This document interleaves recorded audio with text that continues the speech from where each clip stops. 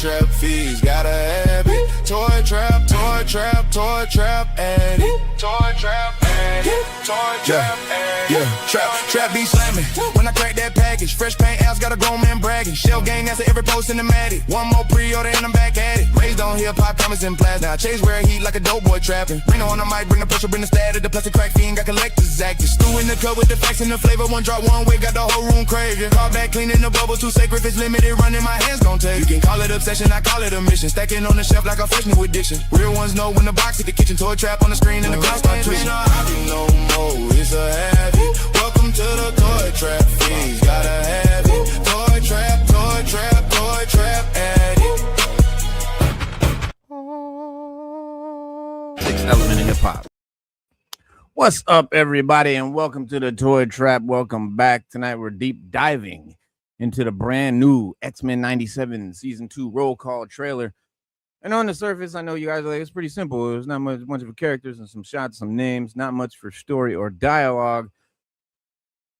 But you know how Reno the Plastic Crack Addict and Stu do. The more we looked at the trailer, the more we realized that Marvel may be showing us something much bigger than a simple character roll call. And what's going on with Marvel Legends, why Polaris is showing up, why are X Factor characters suddenly entering the Marvel animated universe, and why are Generation X characters entering the animated universe? Why is Marvel introducing so many new mutants all at once? 32, count them, 1, 2, 3, 4, 5, 6, 7, 32 new mutants. Who's gonna get the figs? We're gonna figure it out, man. But we're gonna find out also why and what exactly does all this have to do with Apocalypse. Tonight we're going to go character by character through the entire trailer. We're going to talk about who these characters are in the comic canon, how they fit into the larger X-Men universe, what storylines Marvel appears to be pulling from, and what role each mutant may play in Season 2 when it finally arrives. And of course, more importantly, what figs they're going to make. So because after digging through both trailers, you know what I'm saying, one thing is very clear to me and Stu Dog. We said this ain't just a time travel story, an X-Men story, an Apocalypse story. This feels like Marvel is using Apocalypse as the engine to open the doors to the larger mutant universe, the one that we've been craving to see in motion. X Factor is arriving, Generation X is arriving, the whole wider mutant mythology, young mutants, ancient mutants, future timelines arriving. Suddenly the whole world of X-Men 97 is a lot bigger than Xavier's mansion. And after we do all that, you know what we always do around here, we talk plastic crack, which figures already exist, which figures need updates, which characters still need Marvel Legends, and which X-Men 97 Hasbro should probably be working on already. So grab your favorite beverage of choice, whatever helps you relax, and yeah, grab your favorite mutant figure off the shelf and let's chop it up about how big the world of X-Men 97 is about to become for collectors. Stu Dog in the building. What's good? Let me say what's up to the chat. Paul Morales, salute. Grey Master Wookie in the house. Evening Stu. Mr. Grey. Reno and you. Paul Morales. Well, Reno, I can tell you what figure we really need that I ain't never seen the Marvel Legends of. We need 69 Beast with no fur in his original costume. That's the only beast I'm interested in. That's the only beast I want. They need to bring that beast out. Stop playing. We've done every character from the X-Men in their original costume except for Beast. Beast is the only one that we have never gotten in his original costume with no hair when he was in college. That's the Beast I want. I hear that, dog. I do. And it's a valid point. But we are going to look at the trailer if you haven't seen it yet, whether you have or not. It's just a quick thing. We'll chop it up and break it down, character by character. So when Marvel sort of released the second trailer for X-Men 97 Season 2, a lot of us thought that, you know, doing what X-Men fans have always done in the past, pausing, rewinding, trying to identify all the little Easter eggs and what mutant flashed across the screen and who was in the background. And the trailer itself offered very few answers once we dissected it like that. So, you know, there were no major story reveals, no lengthy exposition, no explanation where X-Men may be, how, you know, where they've gone or how they plan to get home. Instead, Marvel was sort of delivering something that felt kind of more like a roll call, just like the title of the trailer says, a roll call. Faces, side-by-side characters, people appearing that never appeared together in the original series. Longtime fan favorites suddenly back into the spotlight. Now for the first time in the spotlight. Deep cut mutants that a lot of casual viewers barely recognized appear, were alongside some of the biggest, most important figures in the building. Kwame Taylor, what up, man? He said, I'm hoping trailers didn't give away too much. Well, your hope is granted, sir. This trailer didn't give away anything except for one thing. It gave away 32 things. 32 mutants. The mutants that's going with you. Yeah, it did give away a lot of mutants. It really Just did. the names But of the mutants. that's a good thing. That's a good thing, giving away all those mutants, man. Because let's keep it real. The original story. This is a whole new story. It's just the X-Men '97 because it stopped, and we don't know why. Maybe it was a toy thing, but now they're taking it to another level, and we got new writers, new people on the project, and this is where they want to take it. Just like with comic books, you get new people, new writers on the project. They're gonna take it somewhere. Now, my thing is, what up? Hopefully, this story is good that they're gonna give us, and not just giving us some fanfare because that's what the mouse wants. Because they want to sell toys and they want to get people back on Marvel. That's well, the toy thing is good, but but they do that sometimes just to get you back on Marvel because right now James Gunn is kind of killing it right now. Supergirl's coming out. You got to do something to take the attention off of DC and put it back on Marvel. So that's what a lot of this is all about for them. It's competition. They now have some competition, so they got to compete.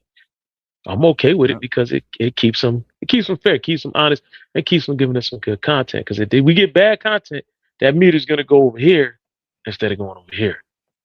So do you want to look at the trailer real quick? Have you let's seen do it? it? Want to watch it? Yeah, I watched it, but I can watch it again. I can watch it about 1,000,000 times, bro. All right, let's fire it up. We're gonna fire it up real quick, Cal. We're gonna talk about it real quick. All right, where you at? I know it's up here somewhere. Kwame Taylor. Taylor. He said, "Let's do it. Let's get it." Yeah. You know what? That's wild. You know what? Here we go. And while we watching this trailer, it's not in my. While we watching the trailer, everybody in the chat, name your favorite X-Man. While we're in this channel, your favorite mutant. Actually, just name your favorite mutant. Get your favorite mutant out there. Gotta be a mutant, though. Gotta be a mutant. Who is your favorite mutant? Not mutate. All right, let's go. There we go. Can't be this guy. Gotta be a mutant. Gambit and Wolverine. That's the great Wookiee said. Gambit and Wolverine. Let's slow that thing down. Bang. Can you see that, Stu? Yeah, we're good. All right. Wolverine says, "We're back, baby. You got everybody. Professor X. We are the X-Men. Great. Cyclops. Together, we're unstoppable. Cyclops. They still forge. Plenty of tricks up my sleeve. Beast. Oh dear. Nightcrawler. When they gonna show my favorite X-Men? Morph. Samurai. Bishop. Rogue. Wolverine. And Storm. We are the dawn that breaks his night. Jubilee, Sunspot, Angel, Archangel, boy right here. I love Archangel. Cable, my homie. Yeah, Cable, yes. Soldiers, strong guy. What? Havok. I got strong guy. We got Wolfsbane. We got Emma Frost. Polaris. Magneto. Whatever forces await, we shall face them together. He's the X-Men's most diabolical foe, Apocalypse. That's my main man right there. Ching, ching, ching, ching. I will be all that is left. Season 2 streaming July 1st. That's coming real soon. I'll be here sooner than you know it. Now, let's hope YouTube recognized as what it was, a voice-acted reportrayal. Okay. Raw Talk said Xavier. I named my son. That's what I'm talking about. Raw Talk. That's what I'm talking about. Biggest badass in comics. Gambit and Wolverine. I'm ready. Gambit is blah, blah. Bro. So at a first glance, yeah, you know, it would be easy to look at that trailer and see nothing more than a collection of cameos. But I think if you dig deeper, you will see the clearer picture that is not just a story about apocalypse or time travel or the aftermath of Genosha. What Marvel seems to be building is something I think is much bigger. I think season 1, right, it focused primarily on the X-Men themselves, the core X-Men. Season 2, bastard, is it's moving beyond the walls of the school, of the Xavier school. It's giving us the broader mutant world that I always talk about. Like, man, there's so many more mutants. There's so much more going on, even than just the teams that you know. There's more. There's even more stuff than just the teams. There's all kinds of non-hero team groups of mutants, Morlocks, for example. Like it just goes on like that. And then you have guys that just aren't even affiliated, that are way above it. You got guys that ain't even villains or heroes. They're more like gods. It goes on, man. And you know, X Factor's coming here. X Gen X, of course, we're getting all that. New mutants are coming out. The ancient mutant, you know, history is stepping into the spotlight. But it's corners of the mythology that the animated series had never had time to explore in the 90s. And that's what I love so much about X-Men 97. Yeah, telling those stories that we read about in the comics, but just putting that little bit of Hollywood twist on them, but not too much, but just enough to freshen it up, you know, and keep it relevant, you know, for us that already knew those stories. Because a lot of times the guys be like, I already know what the story is. I don't see that. So, but you know, putting that little spin on it is what made it dope. And a lot of people were hyped about X-Men 97 when it came out because it was a dope cartoon. It came on, I think it came on Sundays where I was at, and we used to watch it hard. Every week we watched that. It was like, yo, and to be fair, it was the people that worked at the studios and that made the decisions that thought that we didn't want to see the comics same stories on screen, but comic nerds, we definitely wanted to see them stories animated. Yes, we did. And they did it. They did a great job. They did a great job of bringing that. Yeah, bringing that all to life. Some new stuff, changed some things, but I loved all of it. And you have to. Well, you got to change a few things, you know, to bring it up to modern times. But it worked. I don't care what nobody. It worked. It literally worked. And people were watching X-Men. We watch X-Men every week. I mean, you had grown men, kids, teenagers. It was a wide range. But I think, I think that's, I'm not going to say it's what hurt it, but I think that's what surprised them the most is the range of people that was watching it. Everybody from young teens to older men that were watching it, that was like, well, I grew up with this. Like, damn, this is pretty good. And then bringing Wolverine to life, you know, as a steady cartoon on it. And that spoke tidal waves. Everybody loves Wolverine. X-Men 97 is successful because they stayed true to the comic, is why it's better than What If and Zombies and all the MCU crap. And I call it crap because it's crap. As a comic fan, it's crap. If you don't know, if you don't read the comics, you think the MCU is the best thing since Pockets on Pants, more power to you. But read some comics and you'll be like, oh, God, they've been robbing us blind. Yeah, and Kwame Taylor, you got a point there. Also, I like to iterate and put the cherry on top of what Kwame Taylor said is that you got to remember, What If and Zombies is only promoting the MCU.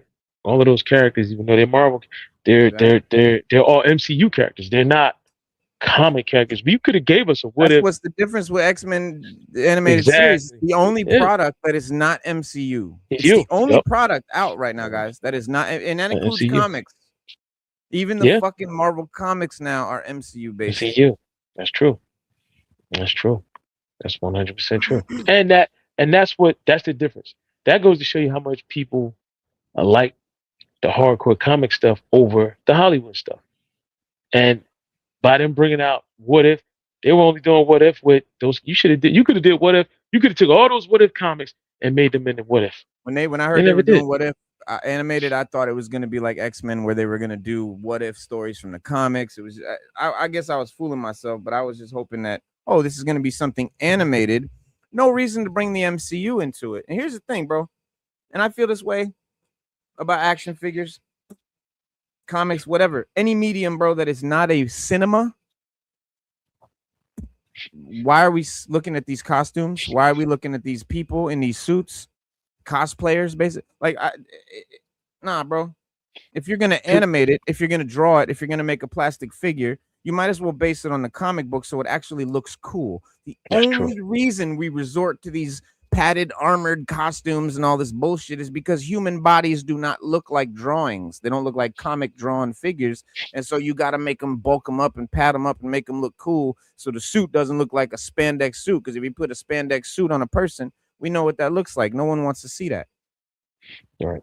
Oh, they get AI. We got technology. We got technology now. You get AI that if you really want to pay the money for it, but they don't want to do that. And these cosplayers, listen, these cosplayers make some amazing costumes. Yeah. I really think Hollywood needs to have a contest or something. Yeah, and get some of these guys. And you think if some of these guys had better materials, look at some of the stuff they could make, or if they had the money or the funding behind them, look what they could make. Yeah. Like you like when the X-Men came out, the original movie, everybody wore black with the gold pinstripe, and they all kind of looked the same. They didn't look. They didn't. They we knew who they were. All 32 mutants as a cosplay somewhere. Yeah, and if you give people, you could have made all of them look like their respective comic book counterparts, and you could have modified the suits a little bit, like Reno said. You could have gave us a little something extra just to make it look more real. But they didn't. It just everybody had black with the gold, and that was it. That's the look at Magneto. I love Apocalypse, man. I don't know about the rest of y'all, but I love Apocalypse, man. I love the character. I love his lore, his backstory, all that. Yeah, Apocalypse is my favorite. Yeah, he's my favorite mutant villain out of all of them, man. I just love good Bishop. Good. Will we ever get Method Man as Bishop? Nope. Yeah, I don't think they're gonna get Method Man. I wish. I don't think it's gonna happen at this point. So anyway, the first trailer, like I said, man, the first trailer showed us about who was coming and all that. Or the second trailer is telling us who's coming. The first trailer kind of showed us, why they matter. But once the two pieces, start locking in, right, we could start talking about this fascinating possibility that begins to emerge. Marvel may not simply be making another season of X-Men 97 here. Okay. What you got to pay attention to is that they're probably quietly building the largest mutant universe ever attempted in animation. I'm talking about a Gen X show, a New Mutants show, right? X-Force show. Everyone has their own show, and that's what they're building towards. They're building up these teams. You do not try to fit 32 characters in one series. They're clearly foreshadowing. So to understand where season 2 is headed, right? First, you got to understand where season 1 left us, right? So that's easier said than done. By the time the final episode faded to black, the X-Men were arguably in worse shape than they had been at the point of the original animated series. So tragedy begun on Genosha. For decades, right? Genosha was represented as a dream, a place, a utopia where mutants could live together openly, and like a Krakoa, like a place where endless conflicts between humans and mutants would just give way to something better. And for that brief moment, it kind of seemed like that dream was going to survive. It happens all the time with the mutants, whether it's Utopia, Genosha, Krakoa. They always get these places that's just for them, and it always gets bashed in the end. So here we have it, Genosha. The Sentinels pop in, they massacre. What becomes one of the defining moments in X-Men history. Thousands die, right? Entire lives are erased in minutes. The event just shatters characters, relationships, and assumptions that had been building, I think, all season long. And no loss, in my opinion, hit harder than Gambit. That was the big loss that kind of drives the story forward, and you have characters going through, and hopefully people understand this is how we get death, one of the 4 horsemen of apocalypse. And shout out to Kwame Taylor said, I think they confirmed 2 more seasons. Could be wrong, though. Oh, yeah. More seasons of X-Men 97 definitely coming. Let's just hope that inspires more comic-driven material. That's what I'm talking about. Legion That's what we talking X83, about. welcome. Yeah, that's what I'm talking about. Yeah, because we need more comic material. And we know for a fact that Disney's trying to make everything one whole universe, whether it's comics, movies, cartoons, they want everything to be the same, so they can draw in more casual fans, and they can pick up anywhere and understand what's going on, which we right. get. And for years, right, Gambit, Remy LeBeau was a very unique character, right? He was definitely because he was a thief with a conscience. He started as a bad guy almost, right? He was not, so he was like a rogue. Yeah, he's part of a Thieves rogue. Guild, right? Well, he was a villain, and it was a rogue but now he wants redemption. And so if you look at his, first appearance, he was a villain. And so the outsider, so he never completely believed that he deserved a family. And when he found the X-Men, so that became his family. And so when Genosha fell, Gambit makes the ultimate sacrifice to save his family, dying as a hero, leaving a hole in the team that no one's capable of filling. You can't replace Gambit. The effects of that loss will ripple outward as the series continues. Rogue remains haunted by what happened. She's going to be devastated. The rest of the team carries the scars of Genosha in all their own ways. So even if Apocalypse himself appears to have taken notice with the final moments of season 1, drawing attention to one of Gambit's abandoned playing cards, as we see in the after scene among the ruins, Genosha was only the beginning. Magneto's survival will transform this shit even farther. Captain Capo, he said, can that Archangel open his arms? It's strange they don't bring a butterfly. That's a good question. Can he open his arms? Is he butterfly like this? Or he wanted to be like this? See how he's butterfly? You want to be more like that? What, the butterfly joints going backwards? Yeah, is he like that? Does he have a butterfly like that? Of course. This is one of the best. This is one of the best bucks in Marvel Legends. I don't care whether it's got what you call them or not. I mean, the body. I'll take that back.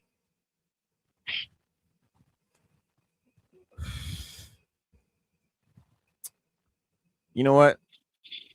I retract that statement entirely. It's one of the best bucks that Archangel's ever had, easily. And the way that they constructed this figure with the head, the way it moves up all the way, and you can look completely up like that, so he can fly like this. It's a very, very, very, very, very well made figure. In my opinion, it's phenomenal, but it does lack the actual butterfly joint, which I don't think. Yeah, it's got the balls. Doesn't have the. So he can't. That's as far. I mean, he can put his hands together, pretty close. And he's got no real reason to go back farther because the wings stop him right here, and they go all the way to the wings. But it is what it is. Little. That's the reason why we get upgraded. That's the reason why we get upgraded figures, so they can do stuff like that. Get the butter. Who do we think the 4 horsemen will be? I think it's gonna be the ones that's from. I think it's gonna be the same ones that's in the comics. It's gonna be. They're gonna do the same 4 horsemen that we saw in the comic books. If they give us something different, that'd be great. Not the ones from the show. I can roll with it. Yeah, I can roll with it. They give us something better. I mean, I can roll with it. But at this point, whatever they do is a surprise to all of us. We don't know what's coming. Yeah. Well, so Magneto comes, right? He's back. So his transformation is he believes that coexistence, humans and mutants, fails completely. So he's embraced the darker aspects of his ideology. Briefly serving as Xavier's successor, as the leader of the team, drifted back towards the revolutionary mindset that defined him for so much of his history. and his actions pushed the world closer to the catastrophe that forced the X-Men into a confrontation that really none of them wanted. And then came Bastion. Love this character. The revelation that Bastion stood behind much of the season's chaos escalated the conflict beyond anything that the team had previously dealt with. And what began as like a political tension evolved into a struggle for the future of mutant kind, period. And Bastion's vision of a Sentinel-controlled future didn't only threaten the mutants, but humanity as a whole, too, because Bastion don't give a damn. And the X-Men ultimately stop him, but at a cost, of course. And so Magneto ripping the adamantium from Wolverine's body, Asteroid M, his base spiraling towards destruction, and reality itself sort of buckling under the weight of everything that happened. And then it sort of looks like the dust might settle. Marvel flips over the entire board. The X-Men vanished, not dead, not defeated, lost. When season 1 closed, the surviving heroes were not standing together at Xavier's school. They were not preparing for the next mission. They were not living in the same century. The team was scattered across time. And so this initially kind of looks like the ending of the story reveals itself as the beginning of this whole new chapter. And that the new story is clearly going to be way bigger than anything that the animated series has attempted in the past. Kwame Taylor said, I think the Four Horsemen would be characters that we've already seen. Gambit, Pryor, Magic, Banshee. Nice roster. That's also a Marvel Rivals roster, to be honest with you. So that might got a point there. And they're really pushing Marvel Rivals really hard. So, yeah. So if it's not something that's in Marvel Rivals, I can see that. I mean, that's in Marvel Rivals. I can see that. I can see that 100%. That's the Four Horsemen in Rivals? That's how they did it in Rivals, you mean? No, characters from Marvel Rivals. These characters are in Marvel Rivals, and they're pushing. So, like, if you got Gambit. But, I mean, so they're Marvel characters. What do you mean? Yeah, but for the gaming, so, okay.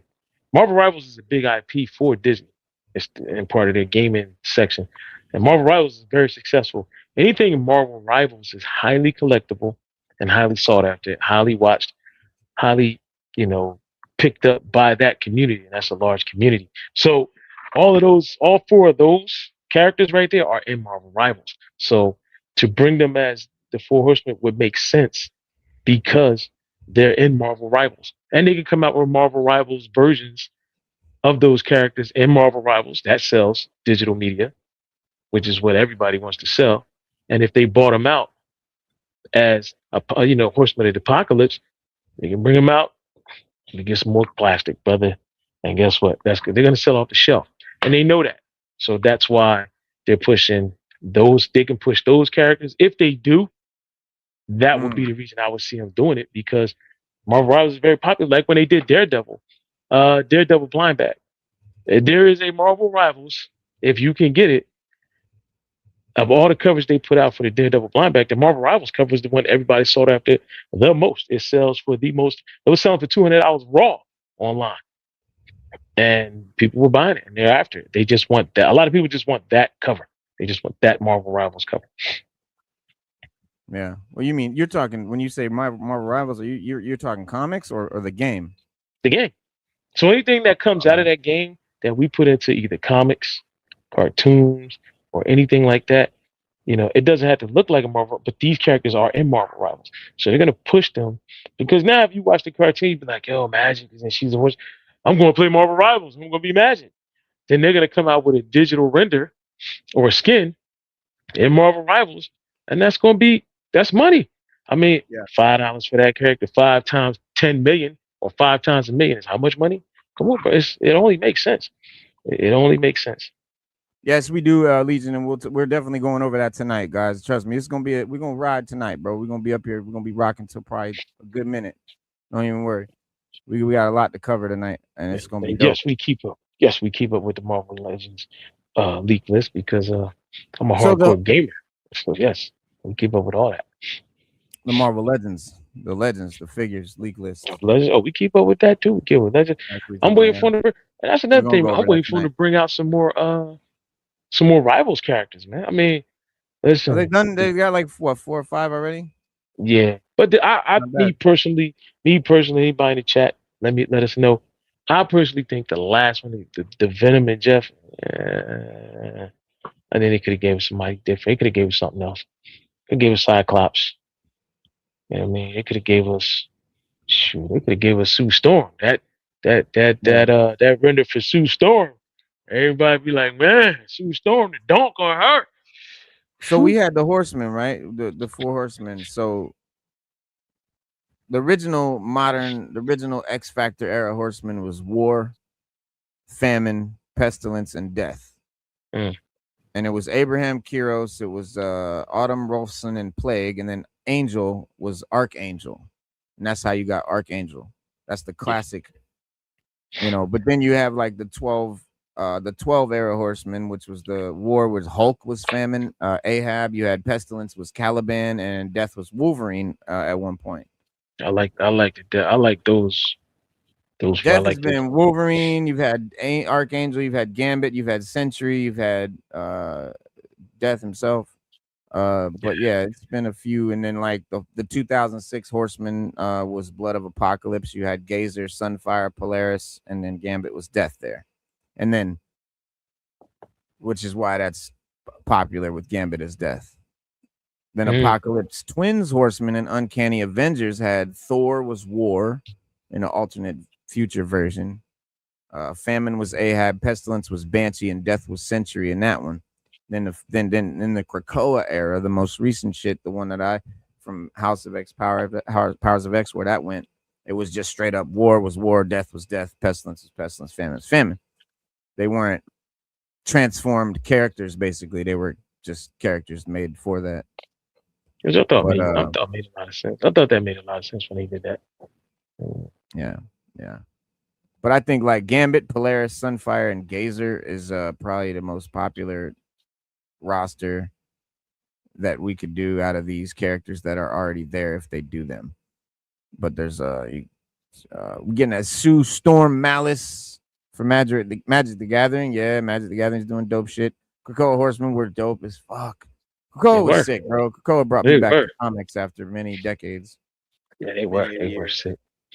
They were Krakoa was it. But talking about this tonight is very near and dear to me, man. And because X-Men is just really my shit. Like above all. Gambit. Well, really, Cable is probably my favorite character. And then Wolverine. And then Gambit.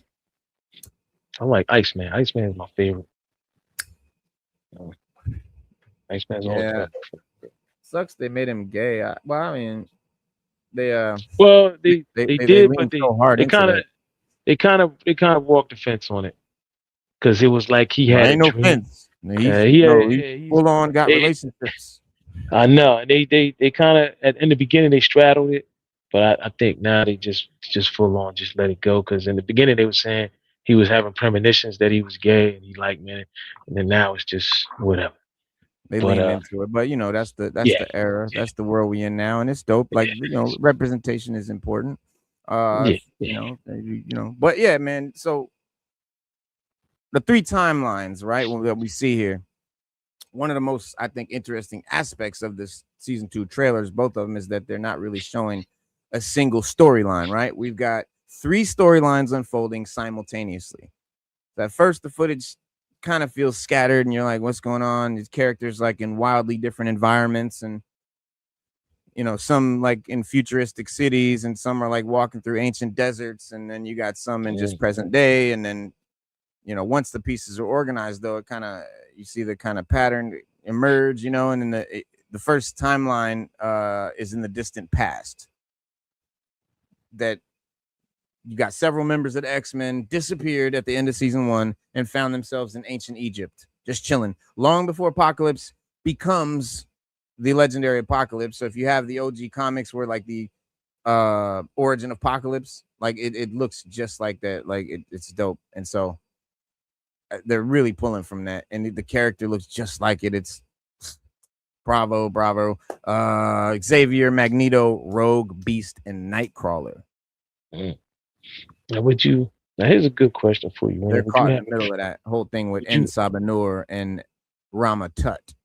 And would you have a problem if they did this whole storyline, but it led into the Krakoa era? Like, Like somehow they just twisted it with all this time travel and it just went into the Krakoa era. Would you have a problem with that? I wouldn't have a problem to see the Krakoa era in an animated series, but it's a whole thing. It's a whole different thing. You know.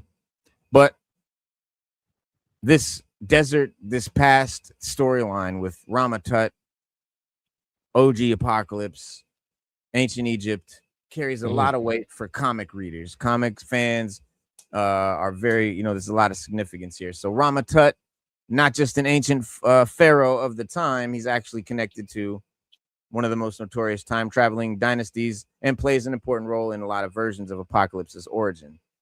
You may know him as Kang the Conqueror, and then his appearance signals that Marvel is pulling from some of those deep corners of Apocalypse's mythology, not the MCU. The second timeline that we see is the distant future. And this is dope. This is Cyclops, Jean Grey, and in a world that a lot of comic fans are going to instantly recognize.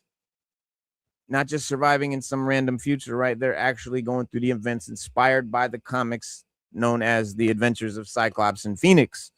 One of the most important stories in the Summers family saga. Really breaks it down. You got young Nathan, young Cable.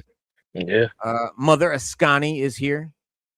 Cable's future looming over everything. And so beyond all that, just the possibility of an apocalypse-dominated world that really holds all the answers about both future and past. And before I hop on the third timeline, let me jump in the chat. Kwame Taylor said, I'm gay and I didn't like Iceman. It felt cheesy, but I love Mystique and Destiny. There you go.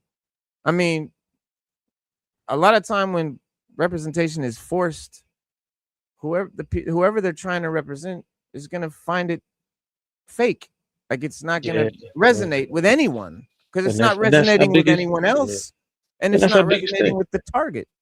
Yeah, and that's our biggest thing. Like, if you're going to do a gay character, just do a gay character straight up. Like, don't make somebody who's already straight, then make them gay and then try to, cover it up and smooth it over. It makes sense, make it, like Mystique, or Destiny, it does make sense and it works. Right. Yeah, do something that we can get around. We can wrap our heads around. Get something dope. Get something dope. Like, you could have made a whole nother Iceman.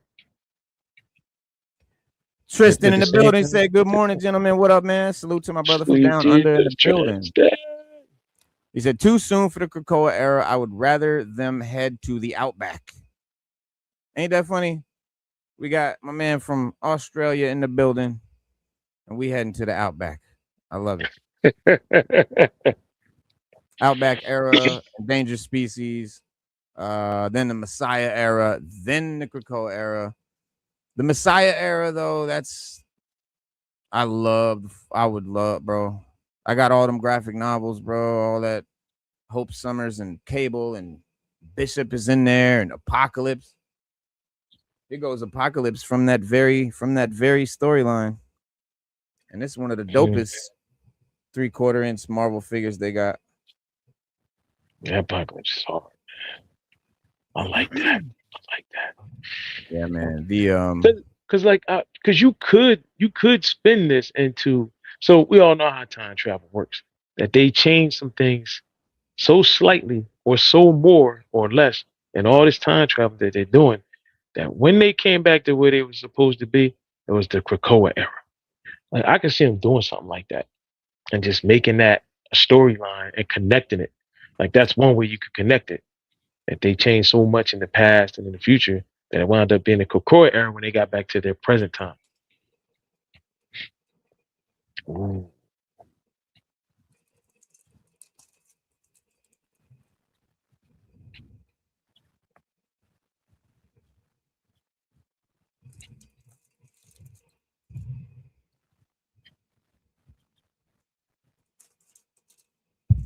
You want to cop those? Grab them 3. Looking at one of the dopest X-Men force teams in comics. Past changes the future. That's how it generally works. And that brings us to our third timeline. This remains closest to home, back in the present. Ironically, in the third present timeline, you got two of the dopest future characters, Forge and Bishop, attempting to solve the mystery that everyone else is too busy being lost in time to deal with. And that's where the X-Men. How do we bring them back home? And perhaps most importantly, what if they fail? The answers sort of revolving around this growing roster of mutants. Unlike anything we've seen, like you said, we all need hope. Stakes were high for mutants during the Messiah era. Oh God, were they ever? Maybe it would be crazy. Man, Avengers vs. X-Men would be amazing. Anything Jonathan Hickman, I'm down for it. Like Jonathan Hickman, I think is the dopest modern I do think they're gonna. comic I think writer. they're gonna steer towards that too next. Maybe I think that's coming at some point. Yeah, I don't know what form, but we're gonna get that. Yeah. Well, at first we see these three timelines and they seem very separate and unrelated at first because they're not giving us the blend, right? So I'm gonna break it down. You got ancient Egypt, the distant future, modern day. In every trailer, every screenshot, every clue points to the same conclusion. Every road eventually circles back to Apocalypse. Not as a simple villain waiting at the end of the story as the big bad, as the central figure collecting all of them. And if you watch if you know about the Krakoa joint, Apocalypse is not even a villain in that shit. he's like one of the main ones trying to. You got to read it, but the past kind of explains how he rose to become Apocalypse. The future reveals what he may become. This is on some Charles Dickens Christmas Carol shit. Okay. Future's a possible future that we're trying to avoid. The past is how we got there. The present is we trying to figure this shit out. So it kind of shows the world like scrambling to stop him before history repeats itself. And season 2 is not really just kind of moving the X-Men through time. It's really placing them at different points along Apocalypse's timeline. It's all about Apocalypse, asking them to confront the same threat from 3 different directions at one time, because you're gonna have to deal with it, type of shit, right? And so if there's, because they don't want to just put Apocalypse in and make, oh, here's the story where they fought Apocalypse. What, in the city where he was crashing a building? No, you're gonna do Apocalypse. You got to get complex. And if the trailers are any indication, that threat is something that they're it's bigger than anything we've seen them deal with in any animated series. It's beautiful. It's a great thing. Hope Summers, they need to expand the 97 universe to the rest of Marvel. Agreed. Just not the MCU. Agreed. The first one. En Sabah Nur. Yes. First one. But you got a point, Reno, because Apocalypse is the big bad. No matter how you look at the X-Men universe or their pocket of the mutant universe, Apocalypse is the big bad, and he affects everybody, everywhere with the stuff that he does. He's on a world changing level with whatever scheme he comes up with, whatever he's about to do. Yeah, that's just what he is, and it's good that they're representing him like that, and they're not putting him on a small scale. They're putting him on a big scale, and I like that. Oh yeah, it's necessary. It's the only way you can do Apocalypse right, man. It's the only way you can do it. Nothing MCU. Nothing MCU. Nothing. We agree with that. So the rise of Apocalypse, that brings us to the rise of Apocalypse. The second trailer for X-Men 92 introduces dozens of characters, 32 in fact, but there are the more those characters are examined, the clear one thing is becoming that none of them are just randomly thrown in. This is not Doomsday, Secret Wars. This is not the MCU cramming 50 characters in just to say we had them in the movie. Like, no. The ancient Egyptian storyline has its characters. The future storyline has its characters. Forge's rescue mission in the present. The lingering mystery around Gambit. The arrival of all the new mutant teams, all connected by Apocalypse. And so, at first, it doesn't sound very surprising. Why Apocalypse is one of the most iconic villains, as you say. Big bad. He's headlined over crossover events, transformed heroes into horsemen at will, conquered alternate futures. Time had his own future. Challenged every mutant pretty much in Marvel history, and the difference is that Marvel does not appear to be treating him as simply the next threat that they have to defeat. It's definitely suggesting something bigger, and instead of beginning with Apocalypse at the height of his power, season 2 is really showing us they're exploring the forces that created him, the history that shaped him, the consequences that continue to ripple out from his existence. And if that interpretation proves correct, then Apocalypse is not just the villain of season 2. He's the foundation beneath the plot, beneath the story, beneath the characters, beneath it all. And that's another great character that popped out of that, man, was Strife. Yeah, the Strife.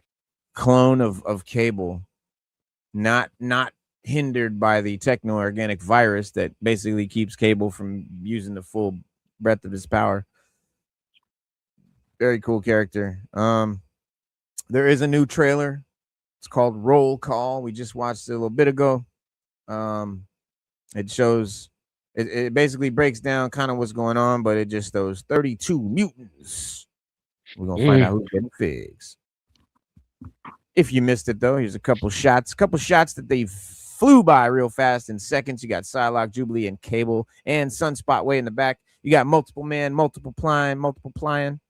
You got the ancient Egyptian past. You got my personal friend right here. Archangel.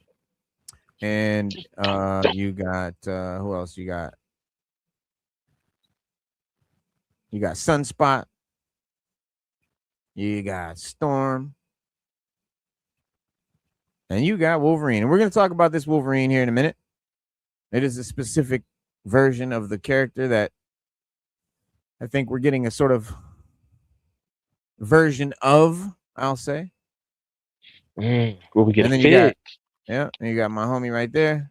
Big Bishop doing work. That's dope how I did that. And then you got Silver Samurai fighting Sabretooth with Lady Deathstrike in the background. Yeah, which is you blink, you missed this scene. Yeah. And I'm a Sabretooth fan. Well, most people Wolverine fans. I'm a Sabretooth fan.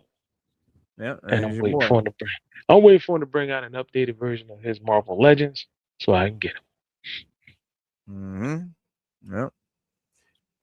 Humans are the big bad mutants most time. Yeah, it's always it's either a human. That's why, when you have villains like Magneto and even Apocalypse, they're so nuanced. I don't see them as villains. I see them as just other oppressed peoples that are trying to get out any way they can. Like, you know what I mean? Like, there's nothing. This does like not make you a villain. You definitely do you think? So, do you think? Quick question. Do you think? And the same thing to the chat. Do you think that Magneto is more like Thanos, just more misunderstood than a villain? Because a lot of people think, and a lot of people say Thanos is right, but it's just how he did it that made him bad. So is Magneto right about the things he said, but it's just the way he goes about it that makes him look worse or more of a bad guy than what he is? First of all, sir, you are confusing the MCU Thanos with the comic Thanos and mixing it with Magneto. You can't do that. Thanos from the comics is an evil bastard. Yes, he is. Thanos from the MCU is a made-up character that they made up because they want the villain to be relatable to audiences. Right. That's it. No, we know that. I'm just saying his plight. Does his plight make him misunderstood? Or the MCU version? So MCU version, so Magneto is way less of a villain than even the MCU Thanos. That's true. They're not even really in the same category. Magneto is literally Xavier's best friend. He's just he's trying to tell Xavier, these motherfuckers will never accept us. They will never let us in. They will never do us right. It will always be this way. We need our own shit. And Xavier's like, no, we must live in harmony. You know, he's like, fuck you, Charles. Bah, and you know what I'm saying? And they go at it. No, they do. But a lot of people agree with Magneto. But some people say, well, that makes him the villain because of how he thinks. But I'm in the middle. I think Magneto is right on some points. And I think on some points he could be a little more subtle with what he does. But is he more of a bad guy? Nah, not in my book. Not in my book at all. I don't think he's more of a bad guy. We are going to get to Exodus here in a second. That is definitely a thing. There's a Nightcrawler there fighting Exodus. Was dope in Krakoa joint. And here you got Polaris. A couple of new characters in the back. That's Bishop on the left. I don't know who that is right there with the purple, with the pink hair. I don't know who those other mutants are. But that one looks like Bishop right there. On the left with the t-shirt. And then in the back, there's somebody on the stretcher.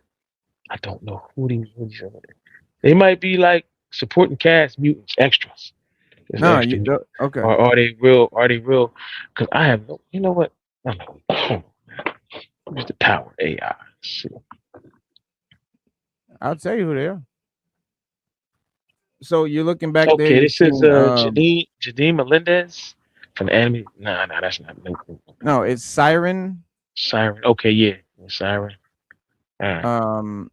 Yeah, it's Wolfsbane and fucking Isn't that Wolfsbane? Yeah, but not transformed. And then you got Sunspot. Who's on the stretcher right there? On the stretcher? Yeah, right there. That's I don't know. That's probably a human. Then you got Kid Omega there on the left with the pink hair. Okay. And he's super dope. Like Kid Omega is one of the dopest, like most powerful mutants, reality warping, like level of like, super psychic, warp your shit. They need Cable, absolutely. Yes, we do. Hopefully Strife. All right, what happens in the past and the future will determine the present outcome of the X-Men, man. That's how it goes. True. Bigotry is always the big bad in X-Men comics. Won't get too political. We are having fun here. But yes, you are absolutely right. Without being too political. Yes, it is about oppressed people and it is about overcoming, and that's what it is. It was written on purpose like that. Yeah, it was written on purpose like that. Tristan said, I'm as far behind on mutants as they are behind you. Oh, a lot of them. Yeah. Well, you'll have fun catching up. It's always dope. I'm gonna watch it right now. I'll be right back. Okay. All right. Let me know what you think. I don't expect expect a defend the banner moment from Marvel. I don't ever expect to have a defend the banner moment from Marvel. Oh, don't ever expect to have a defend the banner from Marvel. Yeah, right. Got you. Berserk. I want to do an Executioner song animated something, movie or miniseries. All that's coming. I think that's what we're looking at. I think we're looking at stuff like that. I hope so. Because I need one. I hope so. Agreed, Tristan. Magneto is Malcolm X and Stan Lee wrote him. That is the rumor. Whoa, Thanos was right. Oh no, Magneto ripoff. Let's not acknowledge that MCU garbage. Xavier's an idealistic fool. Charles. Magneto is not Malcolm X. No, he's not. Magneto did replace Xavier as leader. Xavier creeping on Jean. I'm good with my Sabretooth and the Wolverine Anniversary 2-pack. Very good figure. Penance is the one. Thank you. Penance and the other one that I named a second ago. The Betrayer, Cyclops killing the leader. Betrayer, Cyclops is having a year, bro. This is like the Cyclops year. We'll talk about it. It's Gen X. Pink hair mutant is Quentin Quire, also known as Kid Omega. Yes, that is Quentin Quire. Magneto was right. T-shirt. Oh yeah, that's dope. I was quoting Apocalypse. Beyond, not behind. Oh, beyond you. All right, sorry. My bad.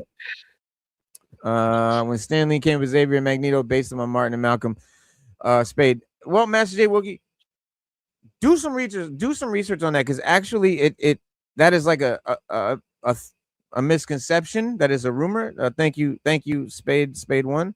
It is a rumor. It's not a confirmed thing. He never actually said, but you can definitely see the parallels. Yes. And it's funny how Professor X is the Martin Luther type.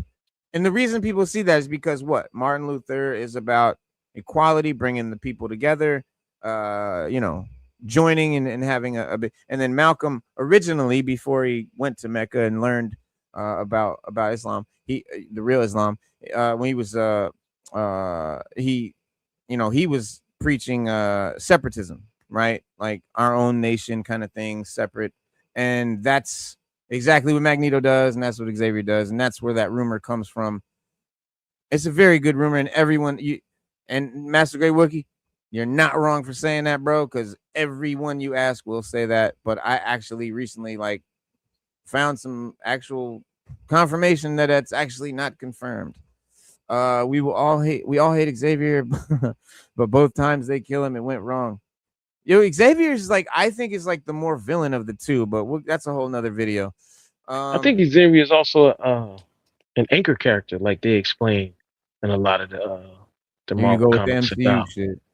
I think he is, bro. They even talk about it in the comics. You got anchor characters in the comics, like in the Spider-Verse. They talk about some Spider-Men are just they can't die. They have to go on with what their plotted timeline is, or it just changes everything. So MLK was a quality few. Yeah. Onslaught. Yeah. You see the new Onslaught figure? Did you order the new Onslaught figure? Oh yeah. Hard. I'm gonna have to get that. I'm gonna have to. Yeah, I would love to see them do Onslaught. I think that's the logical next. After you do the Xavier story, I think Onslaught's the logical next place to go, as far as a major villain.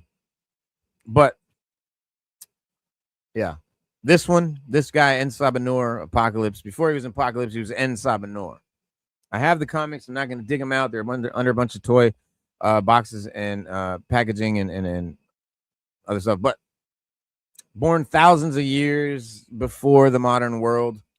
In most comic interpretations, the early life is defined by hardship, rejection, violence, survival. Unlike Charles Xavier, who built his worldview around cooperation, or Magneto, whose beliefs were shaped by persecution, by being a part of the Holocaust, which, by the way, that's another thing. The guys that wrote those characters were Jewish, and Magneto was very much a Holocaust survivor, which is where he gets his outlook. It's not really a Malcolm X. No, totally, not. But it's more of a victim of circumstance type thing that drove him. Jewish. Yeah. So yeah, my bad. Go ahead. Yeah, now he's more of a product of his environment. So after the war and the way the Jews were treated, and he made it out of the camps, it kind of hardened him to make those decisions about what's what and who's who. Whereas in Charles, grew up rich, privileged, and then go through those things. So Magneto is more like the hardcore. I've been through this, Charles, so I already know. And Charles is more like, he came from money. It's like, look, there's always a greater way. We can throw some money around and have a picnic and invite everybody, and we'll be good. So it's that in that sense, that contrast, shows that they came from different walks of life, so they have different views and aspects about the way things would go or should go. Yeah. You know what, Kwame Taylor, this comment, I'm glad you said this. Earlier I said Dwayne McDuffie made X-Men 97. It was Bo DeMeo. Sorry. Dwayne McDuffie made Milestone. All right, my bad. But he did. She said confirmed to say his vision will end season 2 with Onslaught. Yeah, and we'll see. Disney kept that vision. We'll see. First mutant born into the human race, he was left in the desert as a child. Right. That's why he believes that survival of the strongest, survival of the fittest. That's his whole mentality. That's Apocalypse, survival of the fittest. The race of mutants are the supreme beings that will outlast and outlive humans. His whole family's murdered by Nazis. That is Magneto. That'll change you. I think most mutants see Magneto as a savior more than a Xavier. Absolutely, they do. Absolutely, they do. And it makes sense. But so yes, he does. He is left in the desert as a child.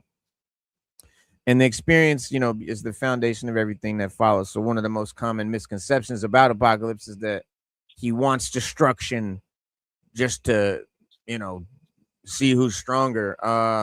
The comics have consistently presented something a lot more unsettling. Apocalypse does not believe that he is destroying the world. He believes that he's improving it. In his mind, conflict is not a failure of civilization. Conflict is the process by which civilization becomes stronger. Weakness invites collapse. Strength ensures survival. Individuals, nations, species must constantly prove their worth or risk being swept aside by those who can. A very certain. I'm a human, and I agree with Magneto. Yeah, I mean, if you're really not just a total lunatic, yeah. I think it is a brutal philosophy, though. Like it because it's what makes Apocalypse different from all the other villains. He sees himself as a necessary force.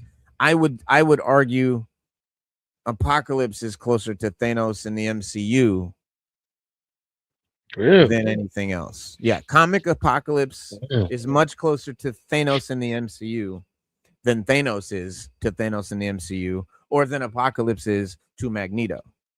I always thought Apocalypse was just. I always thought Apocalypse was more like, to me. This is just my opinion. I always thought he's more like a stronger willed version of Magneto because of his power structure. And so he's more about mutants than Charles or Magneto is about mutants. But he's about mutants in so much of a way that he doesn't care about anybody else that ain't a mutant, because he once said that he's like the next evolution of mutants. He's what mutants are to humans. I am not the mutants. So he feels like they should be on his level or higher. And that's just it. He doesn't really want to accept anything lower than that, because to him they're weak and they serve no purpose. So I can kind of get Apocalypse's meaning when he says that, because of the level that he's on. I mean, he is more powerful than all of them. He can change his size. Like, he can do a lot. Like, he's more, and like you said earlier, he's more like a god. He's more god-like than he is mutant-like with the things that he can do. Yeah, and he's got the technology, the techno. Yeah, he's got the techno, all that. But he also reminds me of a villain from the DC universe. He reminds me a lot of Darkseid. He looks more like Darkseid, yeah. Yeah, he reminds me of Darkseid. So, and he's on that god-like, thing where, like, look, I'm gonna rule the world, and all mutants will be better than what they were. Yeah, exactly. And when he judges the world, he doesn't see himself like an executioner. He sees himself like the man, a savior, like a savior, passing out. Yeah, like, and the terrifying part is not that he embraces. It's not that he is this way. It's just that he spent thousands of years proving that this was the way to himself. So there's no like. There's no reasoning. There's no negotiations. Yeah, no negotiations. No reason. No nothing. Like the Terminator. He will not stop until you are dead. You know what I'm saying? Yeah. Illest speech in any 80s movie. But yeah, the first trailer that we saw definitely suggests that Marvel intends to place the X-Men directly inside that period where these ideas began to take shape, where Apocalypse becomes Apocalypse, where En Sabah Nur becomes Apocalypse, where En Sabah Nur is forming his ways. And so instead of hearing the stories about Apocalypse's past like we would normally, we're really getting the opportunity to watch it unfold which is why I love that they did that short mini series, the Apocalypse about En Sabah Nur. Showed it. We got a whole mini series, like 5 comics. Like I said, I would pull it out, but no. But yes, it's really good. Like, go check it out. It's basically what they're adapting here, and it's really cool. So I'm excited about that. Kwame said, fun fact: the Shi'ar Imperial Guard is an exact copy of DC's Legion of Superheroes.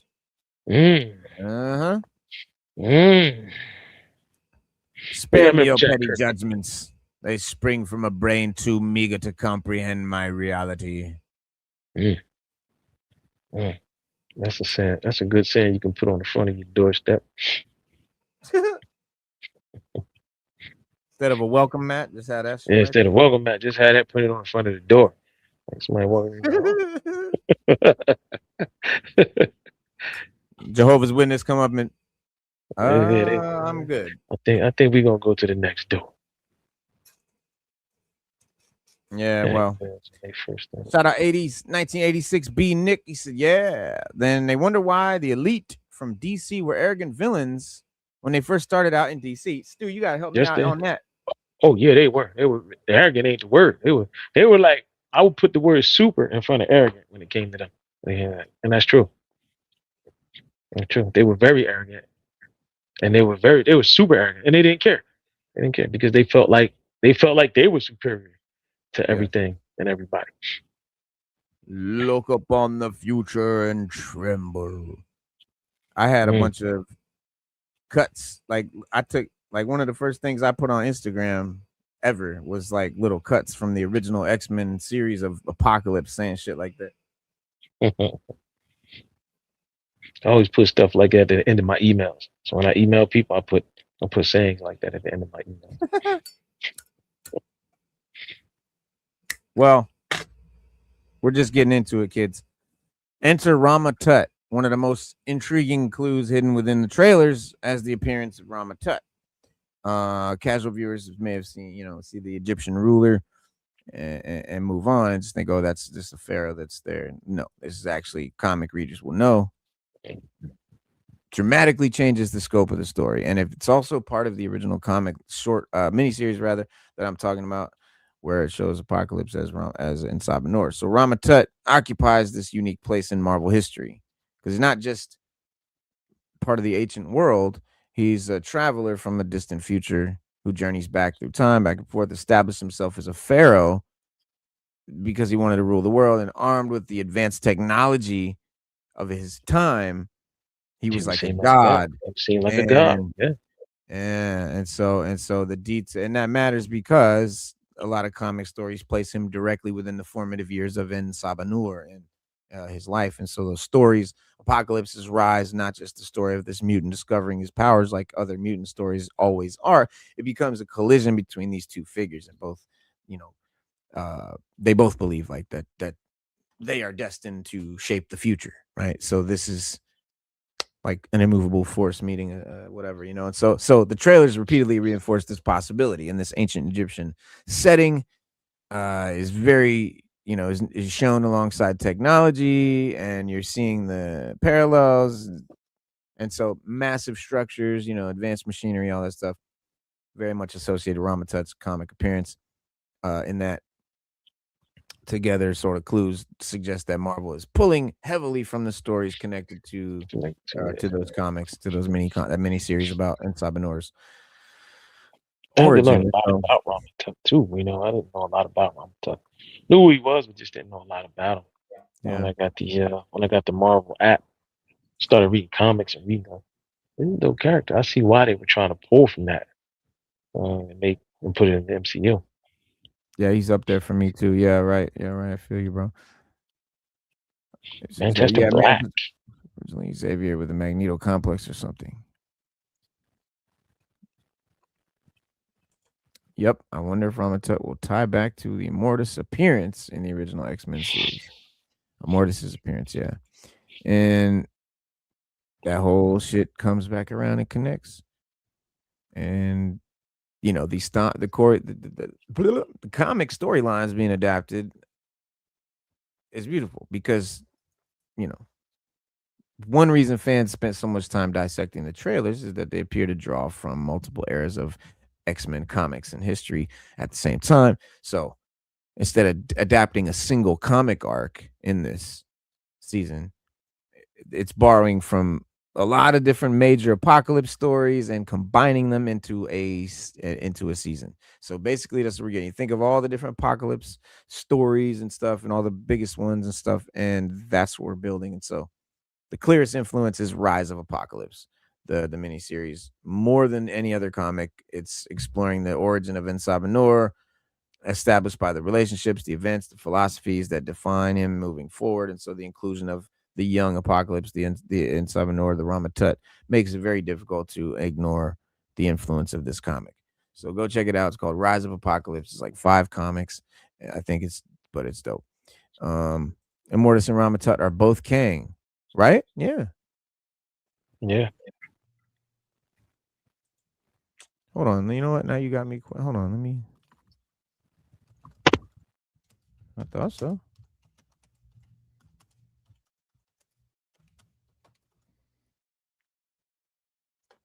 Yeah. They're both versions of Kang the Conqueror from different points in his personal timeline. You have like Nathaniel Richards becomes Rama Tut, goes to Egypt, goes back to Egypt, becomes the Pharaoh.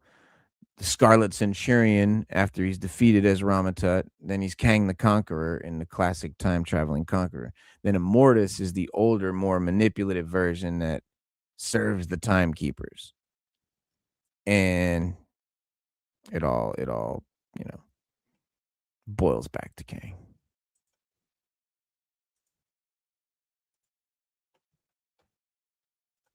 I get a bit confused because I never read Fantastic Four. So Kang the Conqueror is Nathaniel Richards, is Rama Tut. Yes, all one person. The Rise of Apocalypse. Now, then the Adventures of Cyclops and Phoenix, right? The Cyclops stuff, the Askani appears equally important. So we're seeing that comic being adapted as well. That's the future joint. The Summers family story, the whole connection between Cable and Cyclops and Jean Grey, and so that whole future is shaped by Apocalypse's influence and helped establish that relationship between Cyclops, Jean Grey, and Nathan Summers and Mother Askani. From future timelines shown in the trailers, it's clear that that's what they're adapting there. And then the Elements of the 12 is also another comic where there's not enough evidence to claim a direct adaptation, but Apocalypse's long-standing fascination with specific mutants and his like tendency to manipulate events over decades aligns with the themes in that storyline. So they're like combining themes and stuff, everything that's known about Apocalypse. This is a big Apocalypse joint. And then there's Age of Apocalypse, obviously, right? So the few X-Men stories that have cast and I don't think there's a lot of stories that are less iconic about Apocalypse than Age of Apocalypse, which is Reed and Sue's son. That is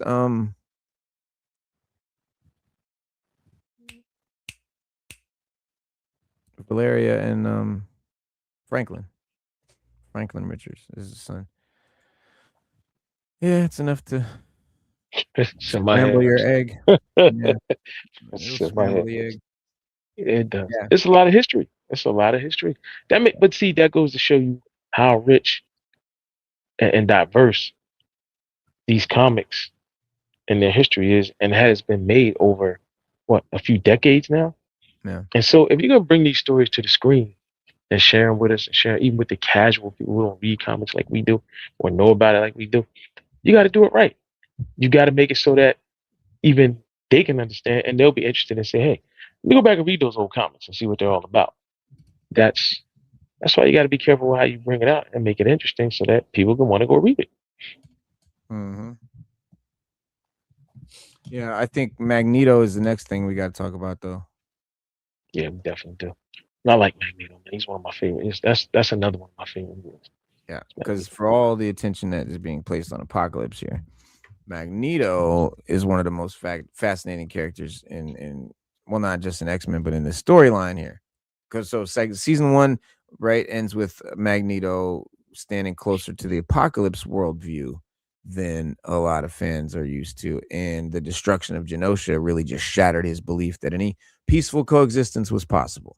So we're basically kind of seeing like a new origin. And faced with the overwhelming evidence that humanity remained willing to destroy mutants, even when given the opportunity to not, Magneto embraced the increasingly more extreme measures and pushed towards the, catastrophic conclusion.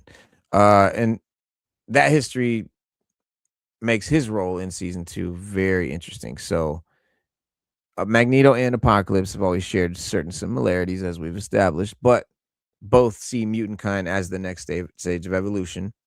Both view history as a struggle for survival. Both are willing to use power in pursuit of what they consider a greater future. Yet the differences between them may be more important, I think, than the similarities. Because Apocalypse sees survival as the ultimate moral standard. Magneto still sees choice, where Apocalypse sees weakness as something the world just eventually weeds out. It's inevitable. Magneto really sees people. He sees people as people, not just as a population that needs to be wiped out. He sees the individual. Because Apocalypse is more on the evolution side. Like he's like, look, let evolution take its place, and we'll evolve, and we'll forget about the ones that are less superior than us, and we'll move on with our lives from there.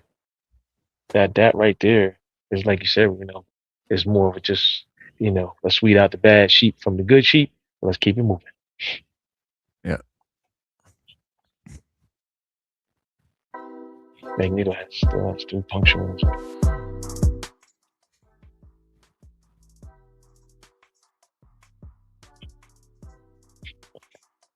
So Magneto still has 3 puncture wounds. What puncture wounds are you talking about?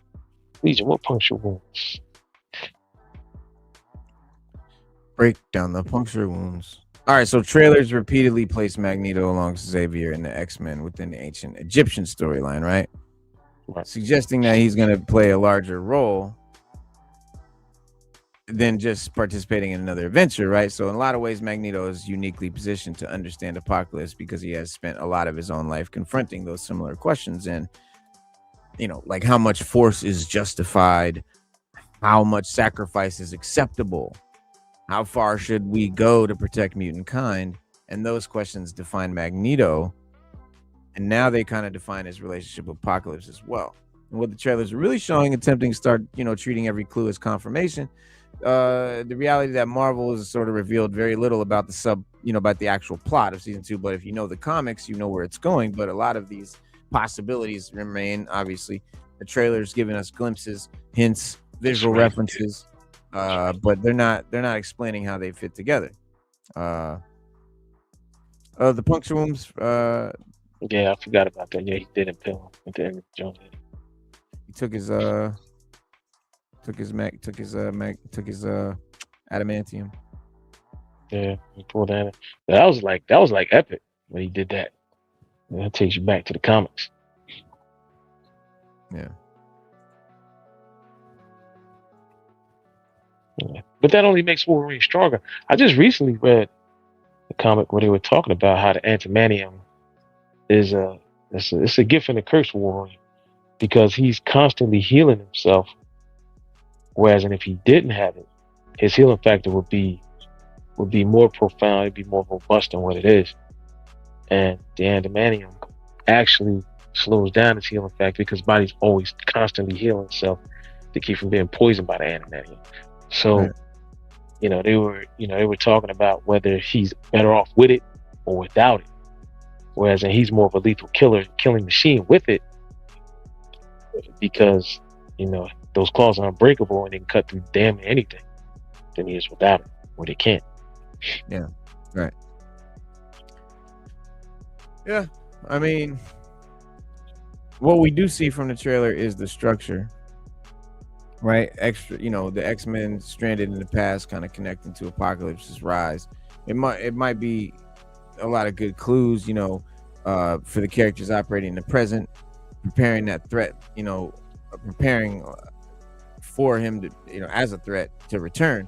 And if you see all the storylines sort of separately and distinct, it doesn't do much. But like if you look at them together, what they're trying to build, they're resembling this different chapters of this larger narrative.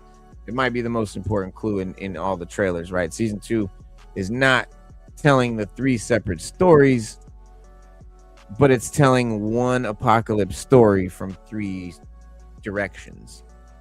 And the past is exploring how he became Apocalypse. The future explores the consequences of his philosophy. What happens if he is able to manifest that? And then the present explores whether those consequences can still be prevented and see what we can do about it.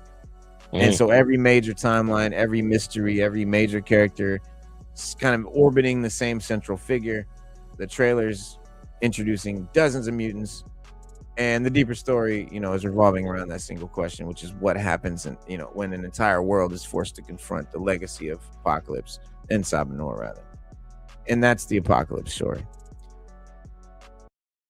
And then what up JV in the building? Said, peace. Some reviewers already got to see the first 4 episodes and say it's lit.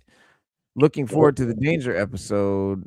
Loss of adamantium also makes Wolverine lighter and adds 100 pounds. Yeah, it adds like 100 pounds of weight. Yeah. Wait, yeah. Yeah. Yeah. You know what? We can check those out.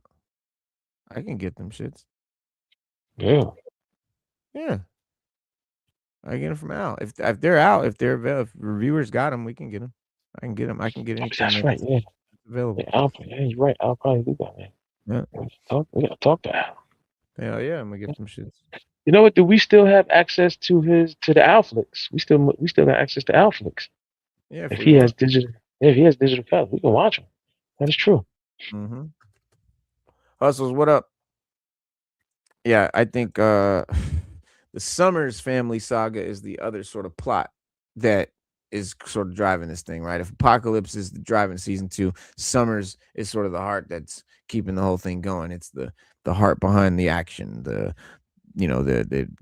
Apocalypse shit, right? This is going to be the heart of the story, where the drama and the substance and stuff like that comes in. And so one of the most fascinating aspects, I think, of that first trailer is how quickly it becomes apparent that the future timeline is not just another time travel adventure. It's showing that Cyclops and Jean Grey are stranded in this unfamiliar era, and assume that the story is going to focus on survival.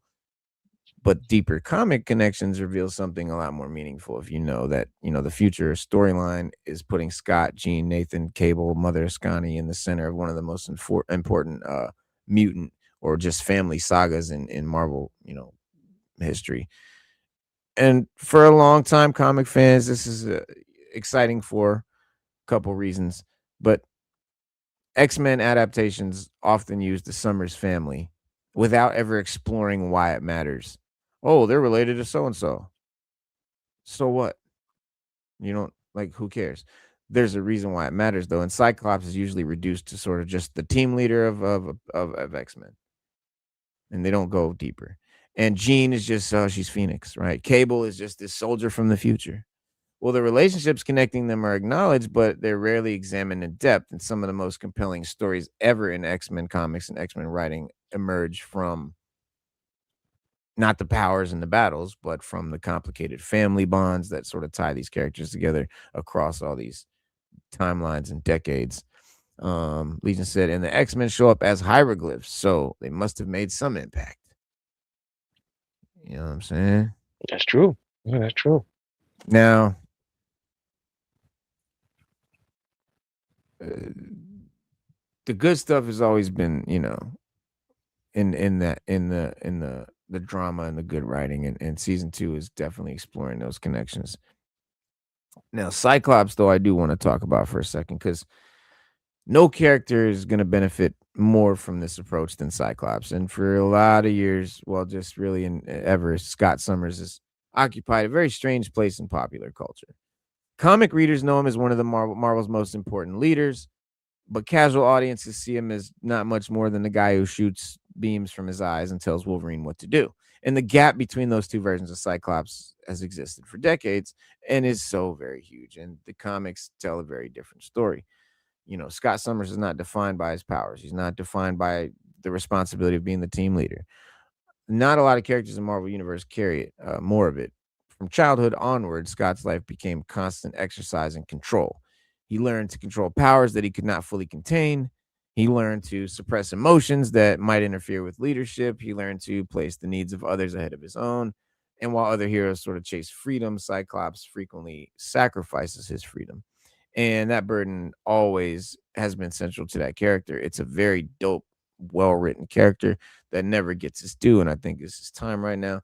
The best Cyclops stories were never about the I-beams, right? They were about pressure to lead, pressure to protect, pressure to make impossible decisions while knowing everyone around him will live with the consequences. He's done some foul shit in the name of, like, you know what I'm saying? Like, bro, you don't know. Season 1, though, is better than any of the previous adaptations so far.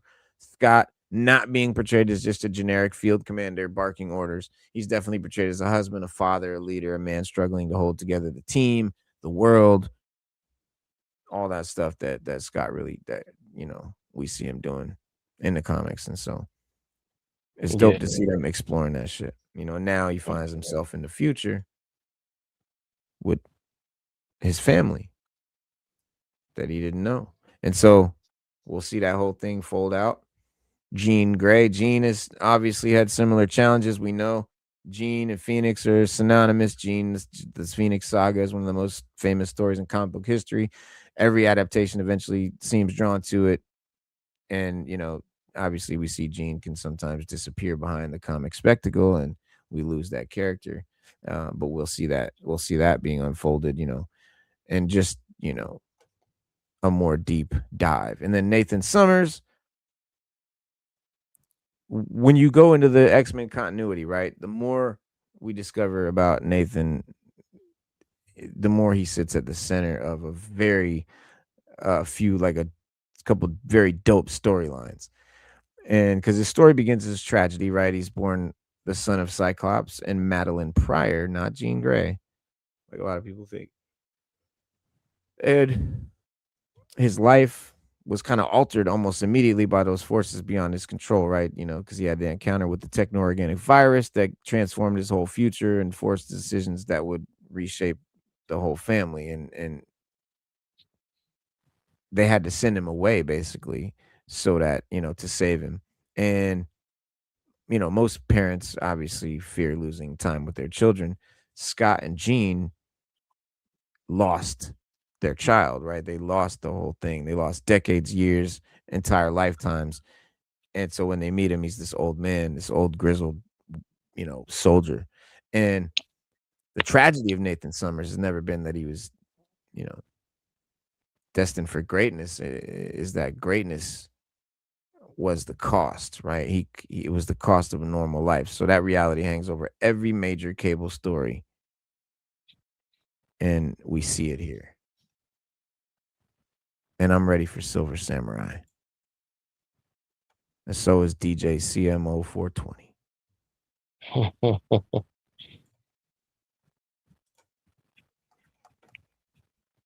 Let's see, we got some Silver Samurai action. Swing. Yeah. But Cable, man, if Nathan represents loss, Cable is what comes out of that. And this is my favorite character, so I'm going to tell you, like, it's the archetype of, like, that future post-apocalyptic just warrior, you know, which I've probably been a fan of ever since Reese, who we mentioned earlier in the show from Terminator in the 80s. Like, that post-apocalyptic soldier come back from the future, you know, to fuck shit up and save somebody. Like that shit is cool. And you know, he's kind of just this gristled, hardened old bastard. He's just the best, bro. You know, and you can just tell he's been through just thousands of endless just battles and you know, he's just got the scars and the knowledge of all the events that he knows are coming in the future and can't do anything. It's a tormented and most of his life, you know, he's been fighting threats to save the future, right? And you know, like a lot of heroes react to the crisis, Cable is constantly trying to prevent the crisis. And that makes his presence in season 2, I think, especially significant because he understands Apocalypse in a different way. JV said, I'm really excited for Apocalypse, Angel, Psylocke. I haven't seen Bobby Drake, though. Do you think we may see Cable's future self, Strife? I believe his name is. Strife is, yes, a clone of Cable that, is super powerful because Cable is super duper powerful. He's way more powerful. Like, we see him as this guy with a gun and he can time travel and he's got big guns.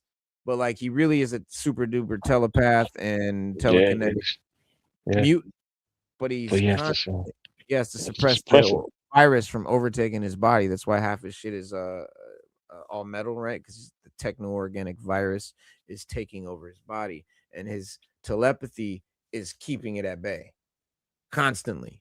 So he can't use telepathy to fight you because he's using it to keep himself alive, whereas Strife doesn't have that problem.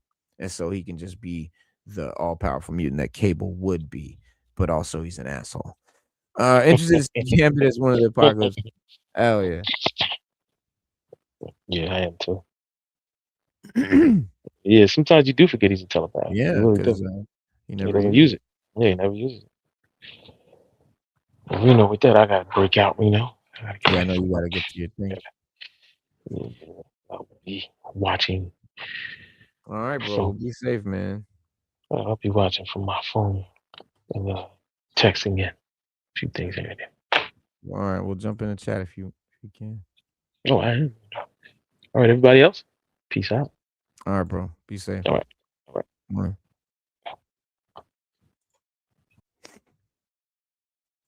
And so, hang on. The fuck is my phone? Oh. All right. So, hang on. Where we at? Bah. I would love to see Rachel and Ahab storyline in the future, but I don't think there's room.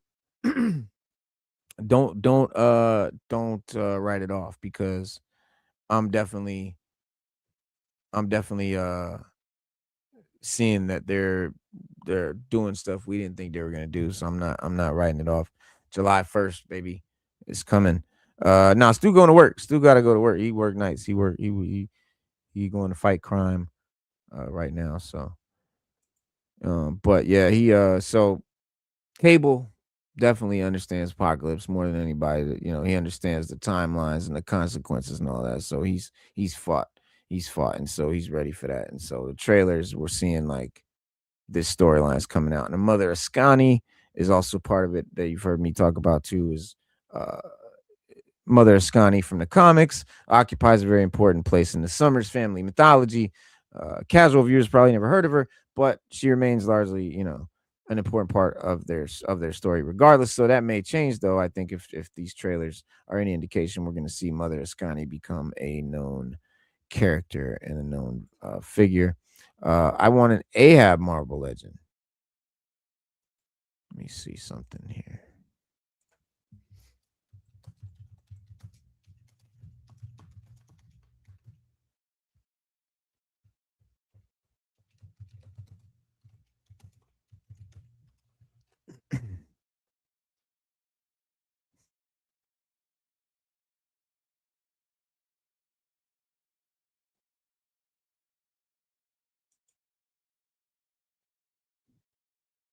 Damn. That's as close as we're going to get, huh? Well, you got to go back a ways. They did it. They did one back in 1994. Check that out. Ahab.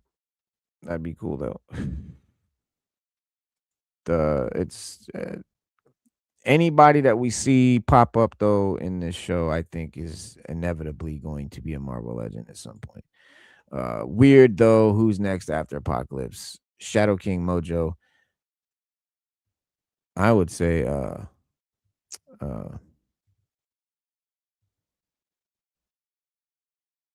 what's the dude we were just talking about a second ago? Magneto and Xavier mixed together. Onslaught. No matter what I did, I kept thinking Apocalypse. Onslaught. I think Onslaught. But either Shadow King and Mojo would be dope, super dope. If he's in the W show, that would increase the chances of greed in the show. Yeah. We'll obviously we'll also probably get a few more hinted cameos through Morph. Yes, and there's definitely more to come, but Mother Askani's one that we haven't seen yet either. And so Mother Askani is a guide, sort of a mentor, a spiritual leader in the most one of the more significant chapters of the Summers family and Nathan's Summers life. And so her connection to the future is her role in protecting Nathan, aka Cable, and her importance to the Askani tradition. She's a key figure in those stories involving Cable and the Summers family. And the simple fact that she appears at all tells us something very important, is that Marvel's digging deep. Not just the En Sabah Nur stuff. It's not just surface level X-Men storytelling. What we're seeing here when we see all this is, 32 mutants. We're seeing this huge expansion of the Marvel of the mutants for the casual audience to enjoy. Anytime you put some animated or in live action, right, you're exposing it to people besides comic readers, and that's what's happening with the larger universe of Marvel, or of mutants rather. So just that's what we're talking about tonight. Expect all this shit. Expect everything that you love about mutants to be possible now. I don't know if they're doing Build-A-Figures. So, shit, you're right. Onslaught be crazy dope scenario. Xavier and Eric have two combined like a Dragon Ball fusion to become Onslaught. Pretty much, yeah. And it's Strife, like, so when you have Cable, if you're doing the Cable story, you're having a Strife. You're going to mention Strife. So at this point, there's no confirmation that Strife will be in season 2, but trailers aren't showing him or anything like that. It may be a surprise. Marvel hasn't announced any plans of involving Strife. I would like to see it as a huge Cable fan. It would just make my day, but his absence is very difficult to ignore because so many pieces associated with him seem to be appearing around this edges of this story. The future timeline, the Askani, Nathan Summers, the whole Cable history, all those elements eventually produced Strife in the comics. So doesn't mean Marvel's adapting that storyline now, but it does mean the groundwork is here, is visible. So whether Strife comes in season 2 or 3 or never, whatever, remains to be seen. But all the path is laid.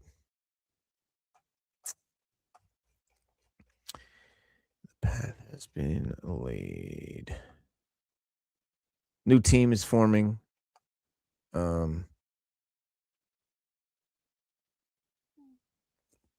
Bishop, Forge, they can't, accomplish their thing alone, so they're going to need help. And that's where we'll get more people in to defeat Apocalypse. You can tell the delay of X-Men 97 season 2 threw off Hasbro's release dates. Yeah. And I hope Strife and Rachel Summers gets a spotlight with the same with Vulcan. Yes. And we got 2 leaves for season 3. There's got to be season 3. And that's probably what's happening with that, where that's going. But I think one of the most important clues hidden within the second trailer is this, the massive character roll call. A lot of viewers initially focused on identifying on the individual mutants and, it's another, Secret Wars, Doomsday plot ploy or whatever, which whatever, but it obscures the larger development, I think, taking place in front of us. We've got teams happening, right? Possible several teams.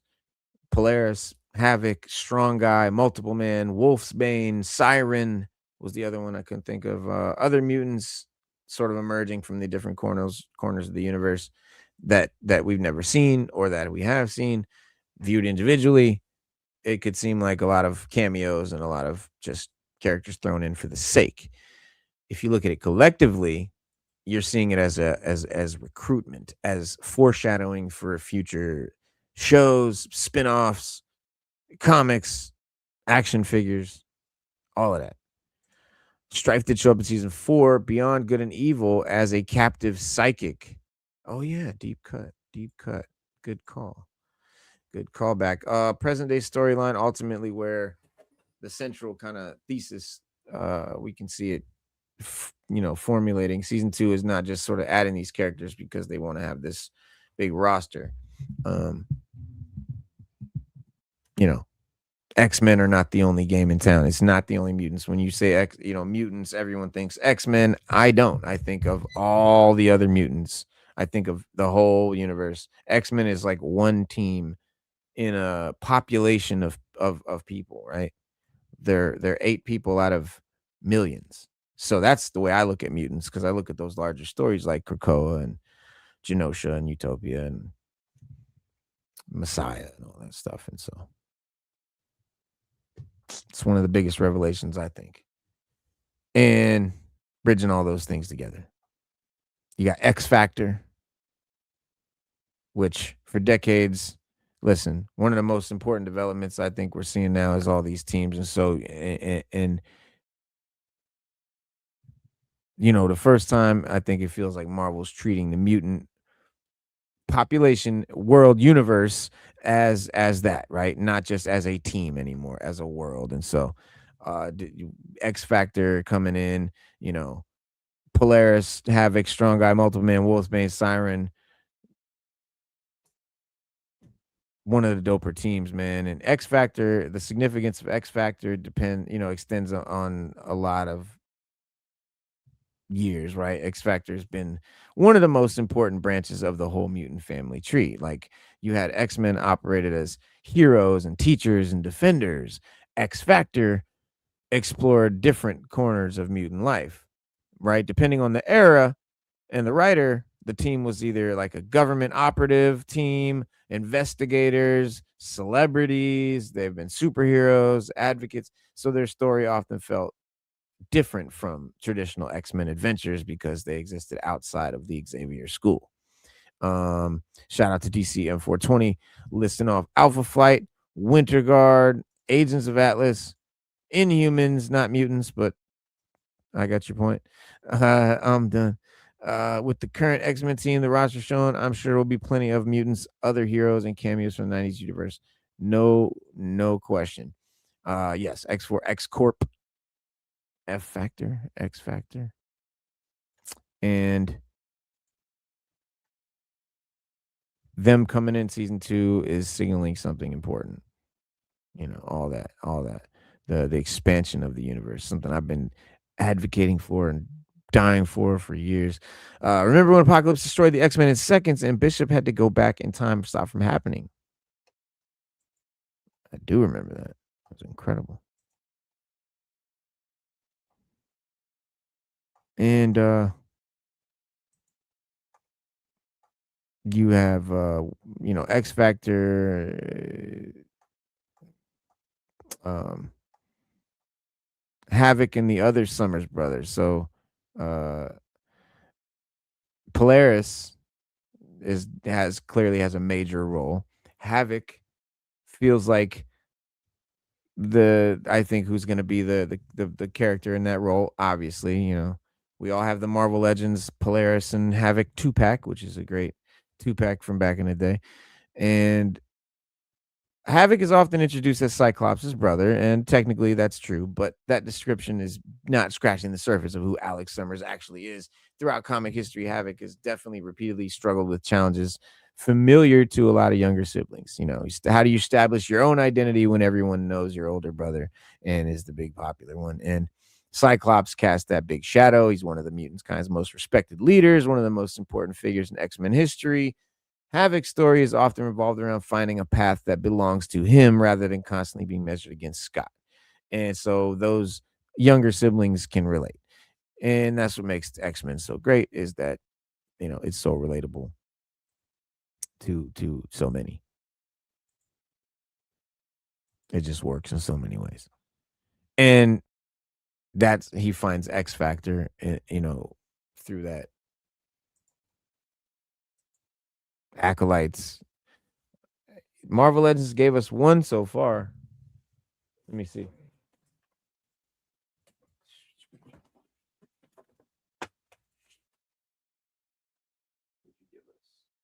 Where is he at anyway? I think he's over here. Where did I put that dude? Here's this chick. Here's Wolfbane. I got all these dudes. What the fuck happened to that dude? Oh, here he goes. Hiding under the Rattler and shit.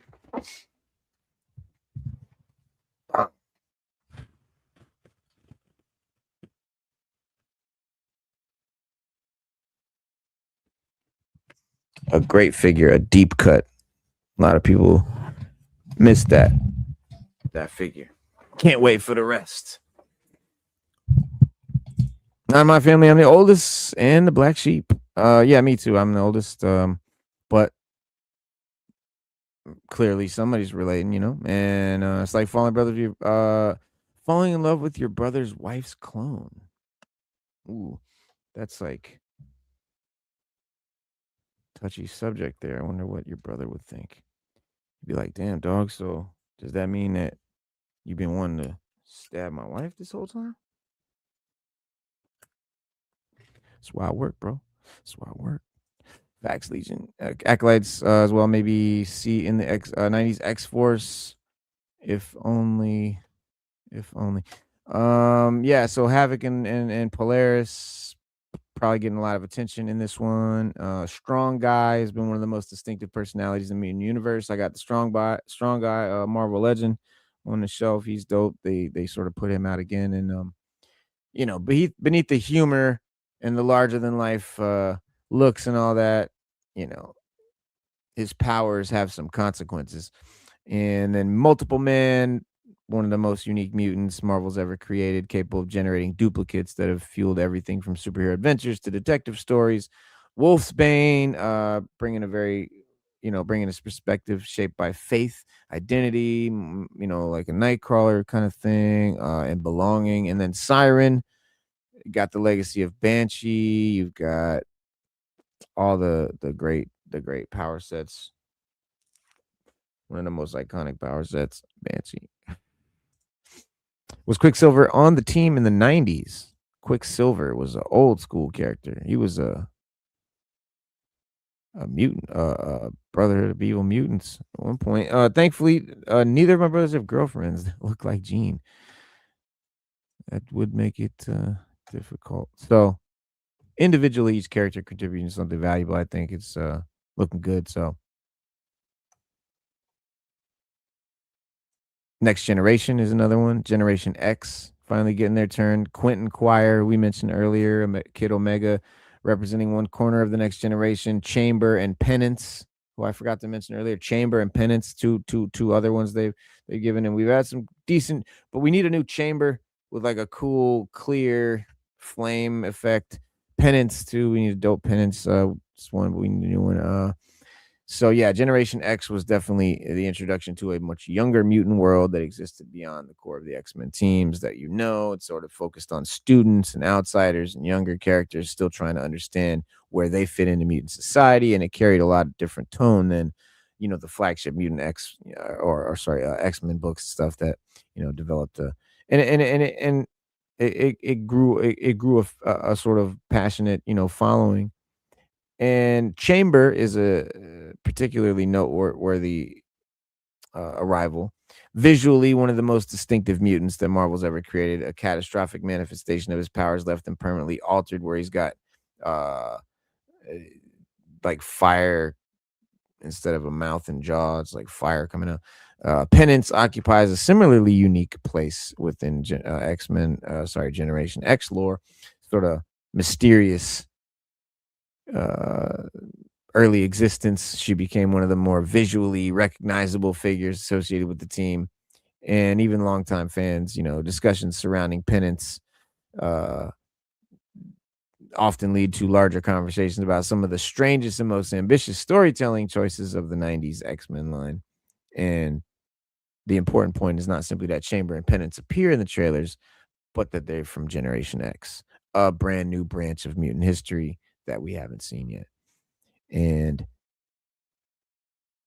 then there's Prodigy, another one of the 32 mutants. We need all those teams Hasbro started: Acolytes, Gen X, Marauders, classic New Mutants. You know, I guess it's a thing a bone of contention, right? Like why they'll put out like a couple characters from a team and then just forget the team for years and years and years. It's just weird, but I don't know their philosophy on that. That's a very good question that everyone has asked. Why don't you complete teams quicker? Which I understand fully why you're not doing a whole wave of one team, because then you run the risk of everyone who's not a fan of that team not buying any of those figures. And Hasbro is never going to risk that. So they're always going to pepper in something for everyone in each wave. Therefore, you're rarely going to get multiple members of a single team in a single wave. And the chances that they're going to think about completing any of those teams for the next wave is nil, because they've got other reasons why they choose who they choose to make as characters. It's headcanon that all the teams in the 90s universe coexisted, right? Yeah. So Prodigy, unlike a lot of mutants' identities, revolve around psychic, flashy powers and dramatic costumes. Prodigy is sort of comes from his intellect, his ability to absorb knowledge and skills of those around him.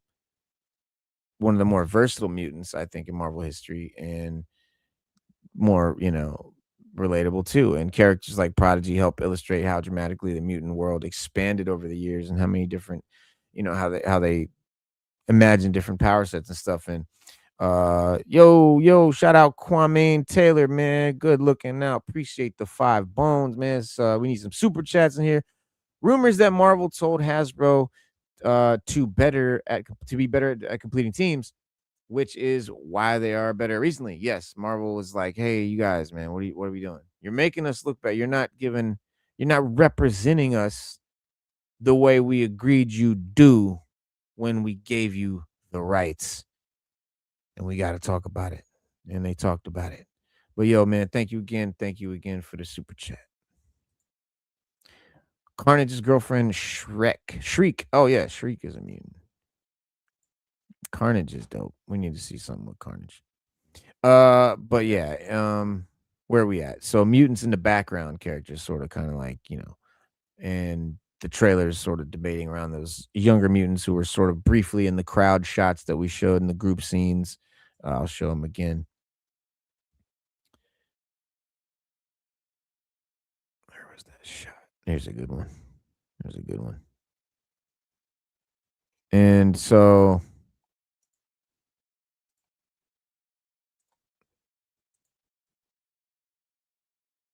let me put that over there. So yeah, the we're seeing like different identifications and speculations, and other teams are increasingly likely, like Cypher, Elixir, Light Bright. Additional students from later generations of X-Men comics have all entered the conversation. Whether every identification is ultimately proved accurate is beside the point. The fact and the point being that it reveals the fact about this, that the trailers, something about what Marvel's been doing, like with the trailers being very crowded, intentionally crowded. And for years, animated X-Men projects generally focused on a relatively small roster. Season 2 is obviously moving in the opposite direction, repeatedly showcasing groups, communities, organizations, teams, timelines, whatever. Is very subtle but obvious.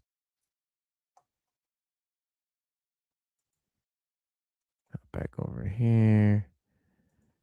Yep, Kid Omega Sync. Looks like Bishop up front there. Yes. Yeah, Kid Omega's there. Sync, yes. And it's, Quentin Quire, Chamber, Penance, Prodigy, all the younger mutants, and are all basically sequel material or spin-off material. And that's what I'm talking about, and they're establishing the scale, and it's all just showing how it's basically, this is all showing people that don't know that the mutants are so much bigger than the X-Men. And that's the great thing here. And that's the sort of central thesis throughout the trailers, that the mutant world is larger than viewers previously realized. X Factor is demonstrating that idea through organizations. The younger generation reinforces it through demographics. And they're not veterans of Xavier's original team. They're not members of Magneto's Brotherhood. They're not relics of some ancient mutant history. They're the future. They're their own thing. And you know what I'm saying? For the first time, you know, the future actually feels populated not by just one team, but not by one generation, but by the whole mutant population society that we know and love. Forget Me Not was in the scene, but we forgot. Wish we could see armor. We probably will, man. I think it's all possible now. Every mutant you've ever known or heard of, we will probably be seeing in some form or another in some series or another. I think this all looks very good. Very good for the future of X-Men fans.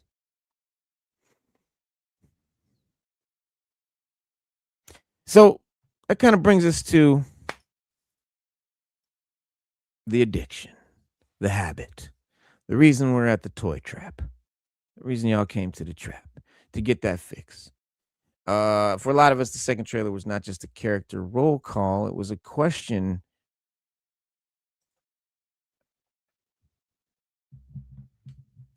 Who's getting figs? And that's what I want to know. And that's what we're going to talk about here. Lady Deathstrike, Sabretooth, Phantom X, all very promising. Oh, shit. They need to redo this guy. We need a new one. Marvel, hey, Hasbro. Come on. It's about fucking time. Where's Phantom X? Need a new one. This trailer was a shopping list. Every time a new face appeared on screen, we was like doing the same mental math. Do I own that character? Which version do I own? Did they make one yet? Is it still good? Is it outdated? Do we need a remake? Do we need an update? And did Hasbro already do one? Are they doing one? Are they about to do one? Has it been all this is going through your head? And most importantly, how much money is this season about to cost me? And it's a beautiful and terrible thing about being a plastic crack addict.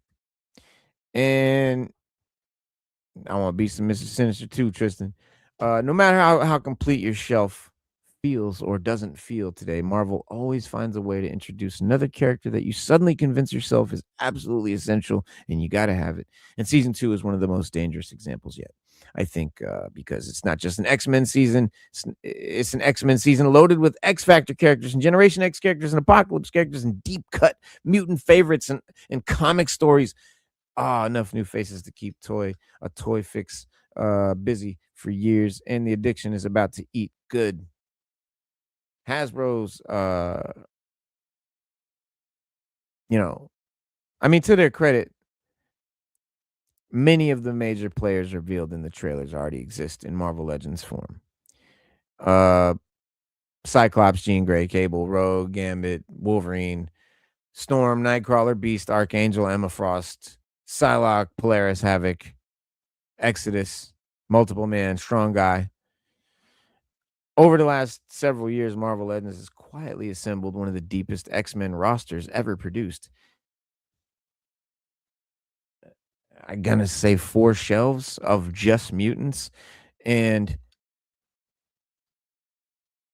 I think characters, that collectors once assumed would never be done in modern figures are now not only sitting comfortably on my shelf and many others, but we know are now possible that maybe wouldn't have been. And that matters because season 2 is not arriving during the early years of Marvel Legends. It's not 2014. This is not 2014.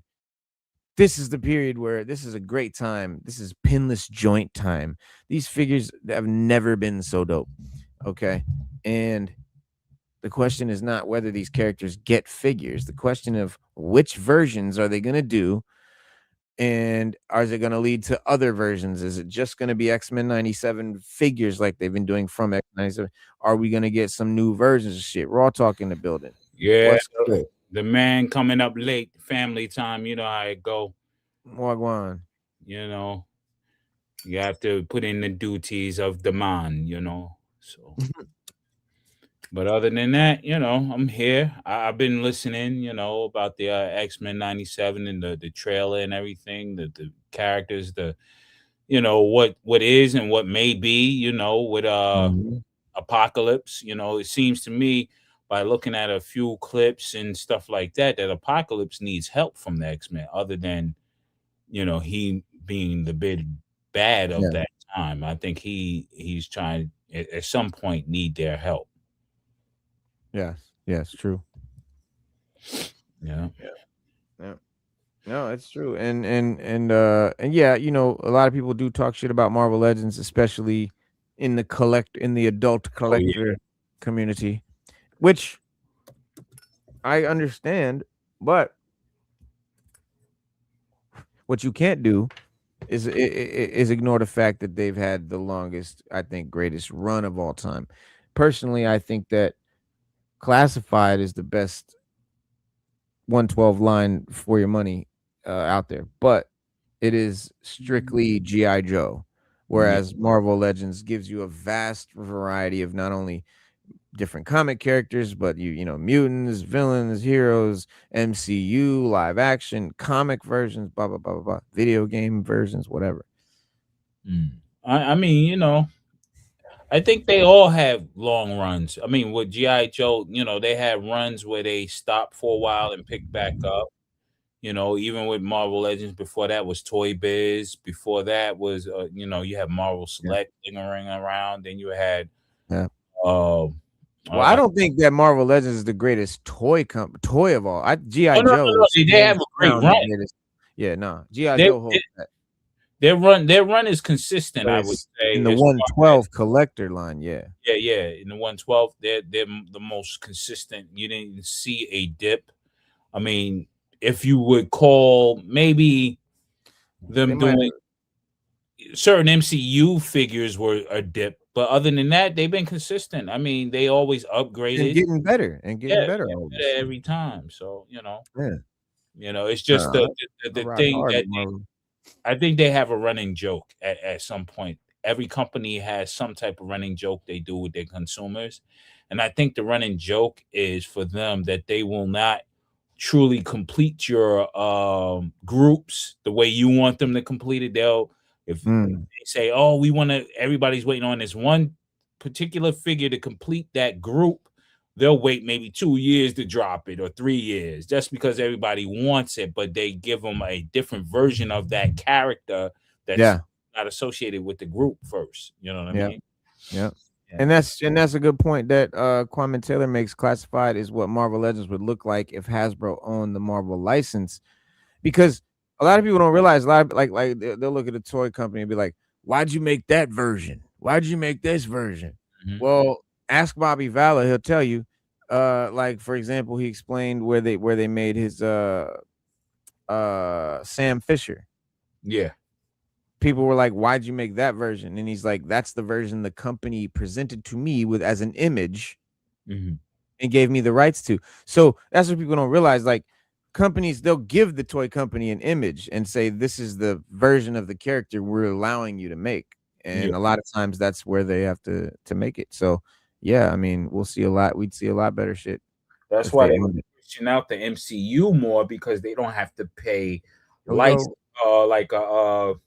not licensing, but they don't have to pay the original creators their part of those original characters, because they can not as much, because the likeness of Thor is different in the MCU than it is in comic book, know. So I think it goes into that. It's the percentages. They do things by the numbers in corporation. So maybe Jack Kirby gets 80% of the Thor from the comic, but his people only get 10% of the MCU, because it's based on the comic character, but it's not real, so it's like that they do, and some figures, and then the next question is like, do the figures that are already out, that we already have a figure for rather, does it need an update? Right, because some figures age gracefully, some look better, some others ones start looking funny over a few releases, and then we all know the feeling. You love the character, you appreciate that figure at the time, and then Hasbro releases something newer, and suddenly that older version just doesn't look good anymore, and it looks like it came from another era. And season 2 kind of shines a spotlight on a lot of characters, I think, who are going to benefit from this sort of redesign or upgrade room, and I think Polaris is near the top of that list. I think for most collectors, I mean, I've been seeing it even with myself when I was heavily into the 112. It comes down to what you seen as a kid or whatever you relate to, or if you're reading a certain comic book and you like those characters, then you want those characters in action figure form. Me, it was always the 1975 X-Men and the 1963 X-Men. I like them all. You know what I'm saying? All the different renditions of the original team I like.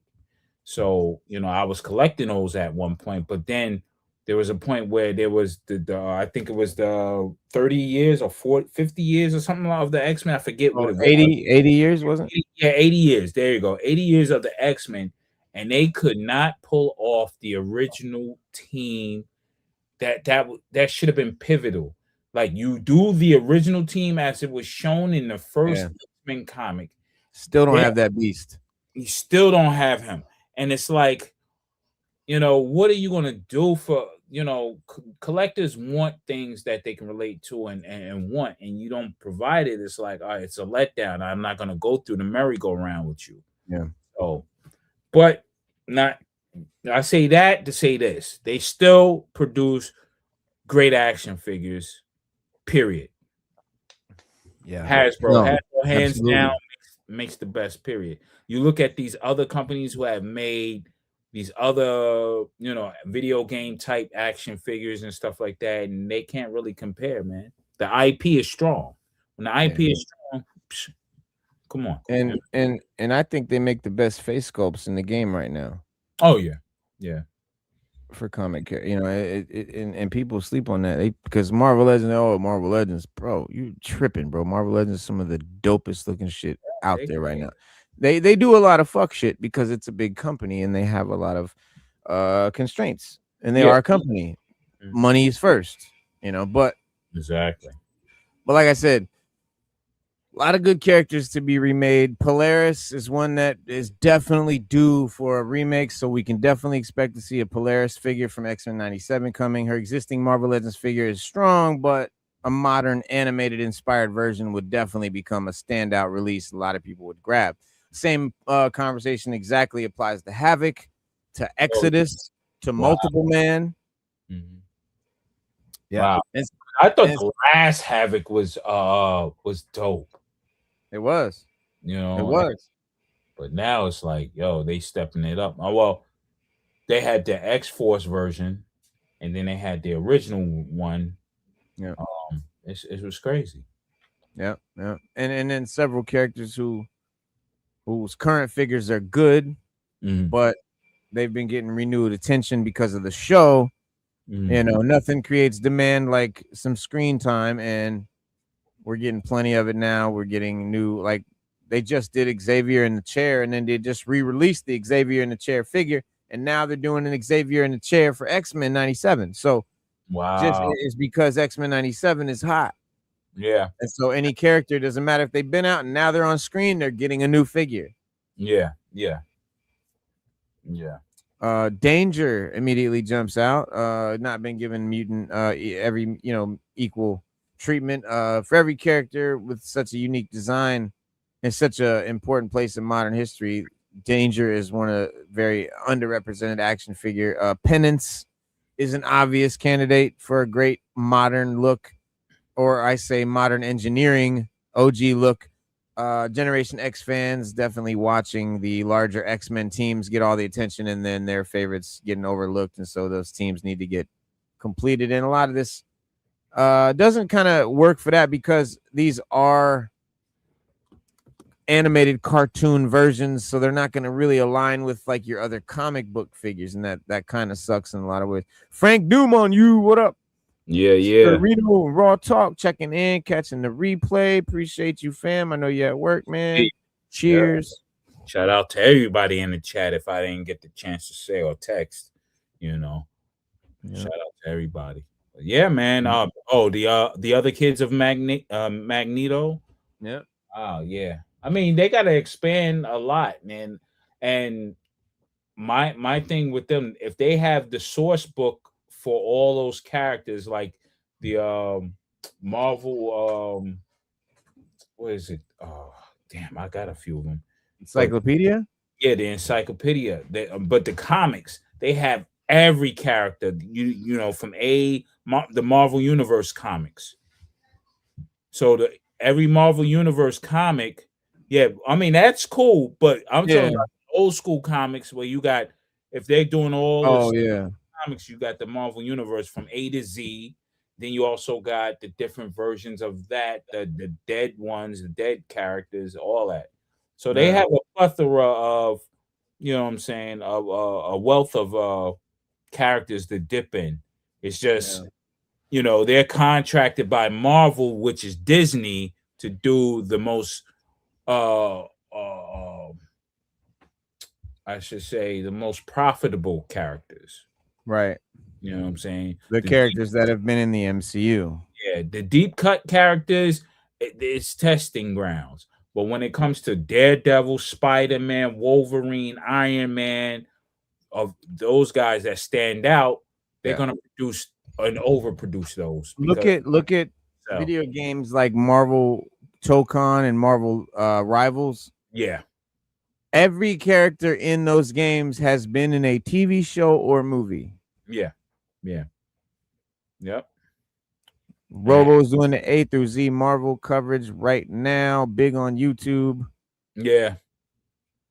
Well, man, I'm telling you, it's heavy. That's the same thing with DC. There's no, that's the playbook. Your most known and favorite characters are always going to have the carte blanche of getting multiple renditions of their character made. That's just, I mean, from a business standpoint, that makes perfect sense.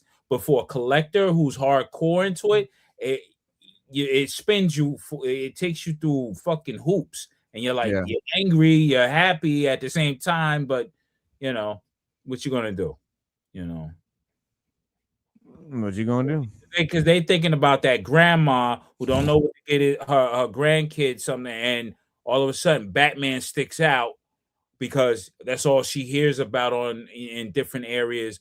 Kids talking about Batman on TV, Batman, Superman, Wonder Woman. So she's apt to go into Target and buy that because it's on the shelf. That's who they go for the most part. My son just had his birthday. Guess what he got? He got, and he's only 1 year old. He got the Sonic Batman version, the car and the character. So Sonic nice Batman. Nice. So I'm like, yo, I'm looking at it like, yo, I like that. yeah, I need that shit. I'm like, oh, son, this might have to disappear from you. But I'm not gonna do that. He's gonna be playing with it. I'm gonna introduce him to the action figures, the Batman, so he can get acclimated, you know. And if it grows on him, man, you know, if not, let him play with action figures, man. Yeah, man. That shit develops imagination, creativity. Yes. Yep. And yeah, exactly. So you said if Guardians of the Galaxy. Ooh. Oh wait, I missed Master Grave. We said great Marvel team up game to me was Ultimate Alliance 1 and 2. Phenomenal. 3 was fun. Yeah. But 1 and 2 are great. My favorite ones are the mutant ones. They did 2 mutant ones, which were Age of Apocalypse or something about Apocalypse, where it was like ancient and it was basically this shit. And then there was like it's called X-Men Legends. I think it's called X-Men. I gotta look it up. Something like that. But they have great games, man. All the Marvel games were all great in my opinion. I mean, some people get bent out of shape for the graphics of this, but all in all, they're pretty dope. They're definitely on par with what you watch on television and in the comics. So, you know. Yeah, no. And Legion's right. Like if you have teams like Guardians of the Galaxy, if it's done right is the big quote there, because like it took James Gunn. I think if anybody else did Guardians of the Galaxy, it would have bombed. Yeah. James Gunn had a special way, an idea, about how to do that one, and the way he did it was just, it worked. and then he did it with the other team for DC, and that worked, to a degree. People didn't understand it at first Right. with the Suicide Squad, Right. but if you look at it, it's definitely a genius level way of doing ensemble groups. Yes. Or heroes. Justice League, whether it's DC, Marvel, he definitely knows what he's doing and that how to do that. And he's good with misfits. And remember, back in the day in our age, Gen X, most of our movies where you had groups of cool guys that hung out and did crazy shit, they were all misfits.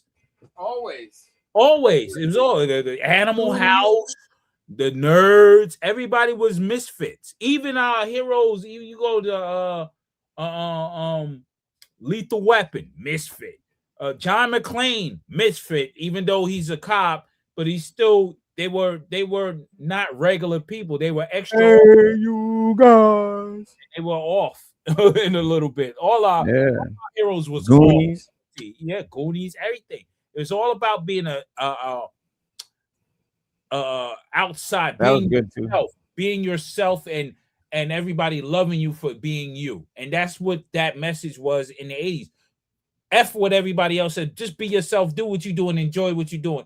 And it translates into the movies when you have those ensemble casts of misfits. Everybody's just being themselves. Yeah. BDBGP, how you living? How you feeling? Yeah, BDBG. What up, everybody?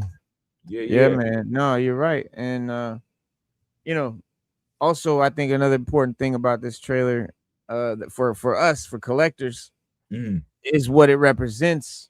The expansion, right? The same, thesis that drives the story is driving the collector side of the hobby. So the mutant universe is getting bigger for the series, for animation, which also, X Factor is arriving, Generation X is arriving now, younger generation is arriving, Apocalypse's world, the history, the future worlds, the Summers family, the Askanis, the Egyptian, the whole roster. So every time a mutant universe expands, the toy shelves follow. Yeah, it expands your shelf, and so that may be the biggest takeaway from, I think, the roll call trailer. So when I saw the trailer, the reason I wanted to do a show for the Toy Trap was I thought 32 figures, like 32 new figures. Yeah, and that's the way I see it. And that's the way it's gonna go down too. You may get some cell shading ones, you may get some regular ones, or what have you. You might get the deluxe ones, but you're gonna get them because that's where all the profit truly lies. It's not even we get lost in the movies, the animation and all that. They don't make money off of that. They make money off the merch and the toys. That is key. That has been the precedent since Lucasfilms. The merch is what sells. Merchandising. Schwartz, be with you. Schwartz is as big as mine. But yeah, that's the takeaway to me. Like, and Marvel showing us the possibilities, for Hasbro, for the story, for the future of the animated universe, for collectors trying to convince themselves that they don't, need to buy another shelf. And good luck with that, but you're gonna need one. Between Classified and Marvel Legend right now, forget about it. Because pockets are dented up. At least gas is going down, so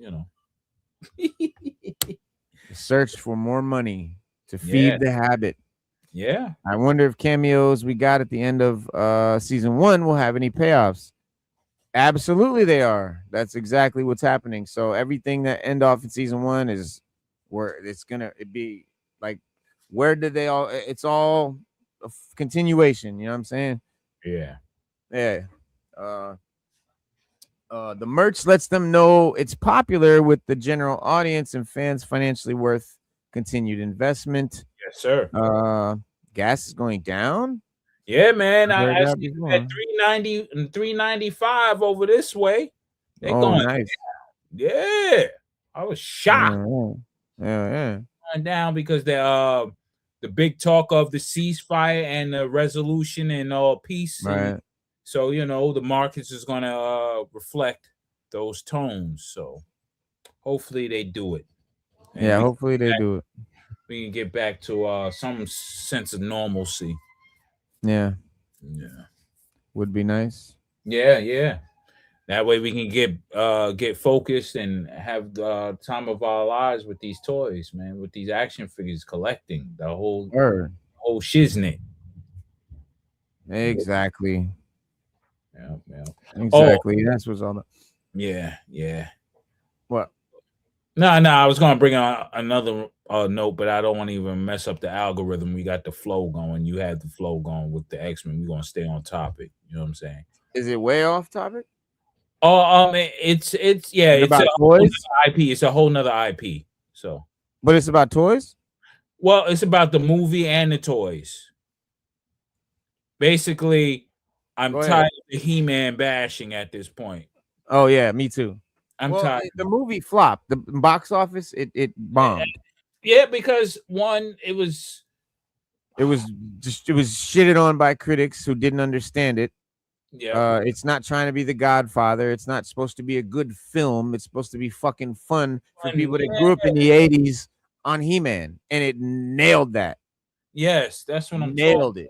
And I'm pissed off about that. Like, I mean, I understand it's not everybody's cup of tea. I understand that for one, but at the same time, the bashing of these movies of art, because you feel that it don't reflect what you want it to be, I think is stupid at this point. Yeah, we disguise it as opinions, but sometimes opinions destroy the full vision of the art. You know what I'm saying? You especially for those who not understanding art.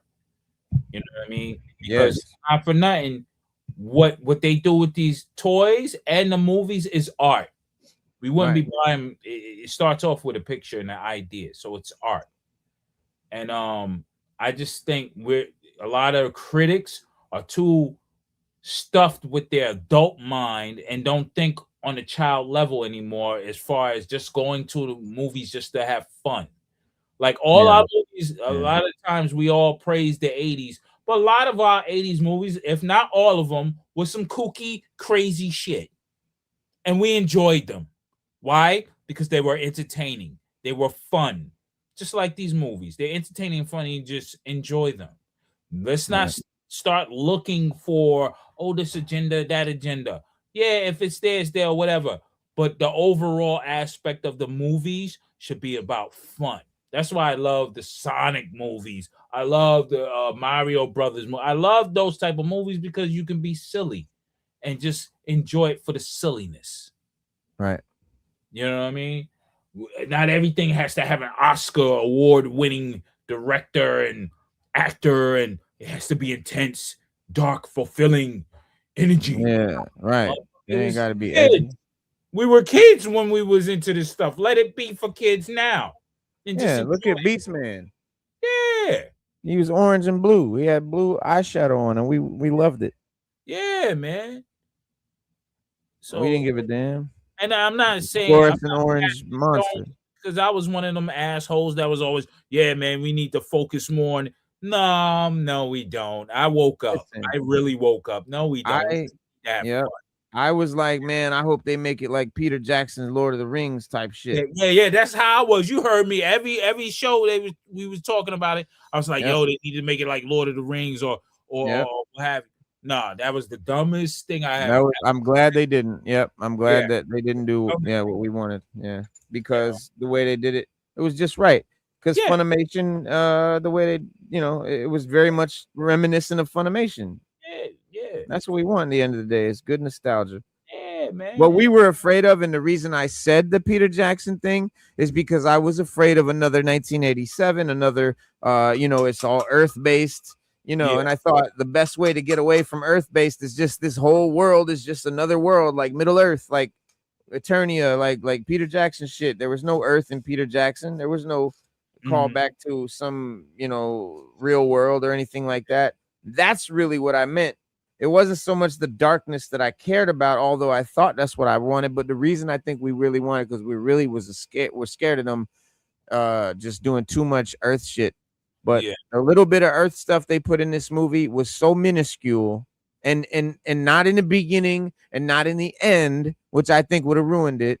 It was somewhere in the middle, and it was a quick little thing, and it wasn't even that bad. It was kind of funny, and you got over it, and you kept going back, and you went back to Eternia and rocked it out to the end, and it was perfect. And I think, you know, we're too critical. I'm gonna state this until I pass on. When we're in the mode of watching the movies and the properties we grew up with, don't go in there with an adult mind, because you're gonna kill it for yourself. Go in there with your childlike mind when you're watching these movies. It's an escape. It's therapy. It's something to transport you away from the bullshit of the reality we live in today. So enjoy those movies for what they are, an escape. Period. You know. Yeah, man. Yeah. Well, listen, guys. Final thoughts on this thing is, Marvel released the second season. Okay. People started counting the characters. 32 characters. Who's that? Did you catch that? Was that Chamber? Was that Penance? Was that Exodus? Was that Gambit? Is Gambit the Apocalypse? Is Apocalypse bringing him back? Is he going to be a horseman? Right. And those conversations are fun. And they're supposed to be. Yeah. The X-Men fan base has been freeze framing trailers and hunting for Easter eggs since VHS tapes could be rewound and fast forward. So, but after stepping back and looking at both trailers together, it feels like something very much bigger is happening than just this one season. And I see it as, you know, not the roll call, but the story expansion. And for years, most X-Men adaptations have sort of lived inside of a relatively small sandbox. And that always pissed me off, because the mutant universe is so big and there's so much to be explored, and so many teams, and just even mutants that aren't part of teams, and just the whole thing. And so you have the Mansion, the Magneto, and the Brotherhood, handful of villains, handful of allies, and that's all we ever get normally. But it's bigger in the comics, and season 2 is determined to change that. So suddenly, you know, X Factor is now here, Generation X, the younger mutants. So the Summers family, and now it's feeling more like a civilization and a population. And yeah. So, but I think that's the most important thing hiding inside these trailers, right? Not the extras and the people in the background, you know, but, you know, people who matter, you know, characters with histories and relationships and stories, how they're adapting direct stories from the comics, and, you know, making that comic universe real. And of course, Apocalypse remains the center of the storm. The trailers are positioning him as the force connecting the entire timeline. So overall, essentially, it is also a big Apocalypse story. All 3 timelines are related. And so the past are his origins, the future is his influence, what could happen if he's allowed to, you know, to continue, and then the present is what we're doing to stop it. And no matter where the story goes, his fingerprints are on it, right? So even, but Apocalypse is still not the biggest takeaway, because long after the battle's over and long after the timelines are reconnected and the dust settles, what viewers are going to remember most is some, you know, the realization that the X-Men are not carrying the torch by themselves. They're not the only ones with this shit on their back. The world's bigger, a lot bigger. And that brings us back to Gambit. For all the discussion surrounding Apocalypse, X Factor, Polaris, Archangel, Cable, all these other characters, the most emotional center for the season is definitely single-handedly the Cajun thief from New Orleans. You have the card, right? The memory, the loss that it still isn't healed with Rogue. And so the mutant universe is now expanding in every direction imaginable, but some stories remain personal, right? Rogue's grief is very personal. Gambit's absence is very personal. And, you know, the possibility of his return is very personal. So sometimes I think the biggest stories aren't about saving the world. They're about saving one person. And those are the best stories, those well-written stories. And we're going to get something really good, I think, out of this. And looking forward to this comeback here when the series starts. Oh, we definitely going to keep it rocking. Birthday suit, Rogue, San Diego Comic-Con. Let's go. And But yeah, if Marvel manages to balance those ideas, I think the best way, and X-Men stories always have, season 2 is going to be something really special, something really different, something new, something that is actually driving the whole genre forward.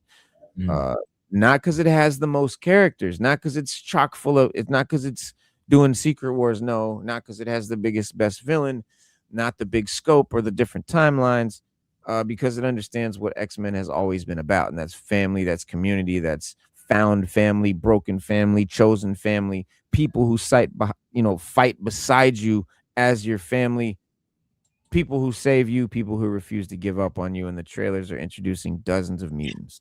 So underneath all the timelines and the theories and the Easter eggs and the speculation, I think the message is very simple.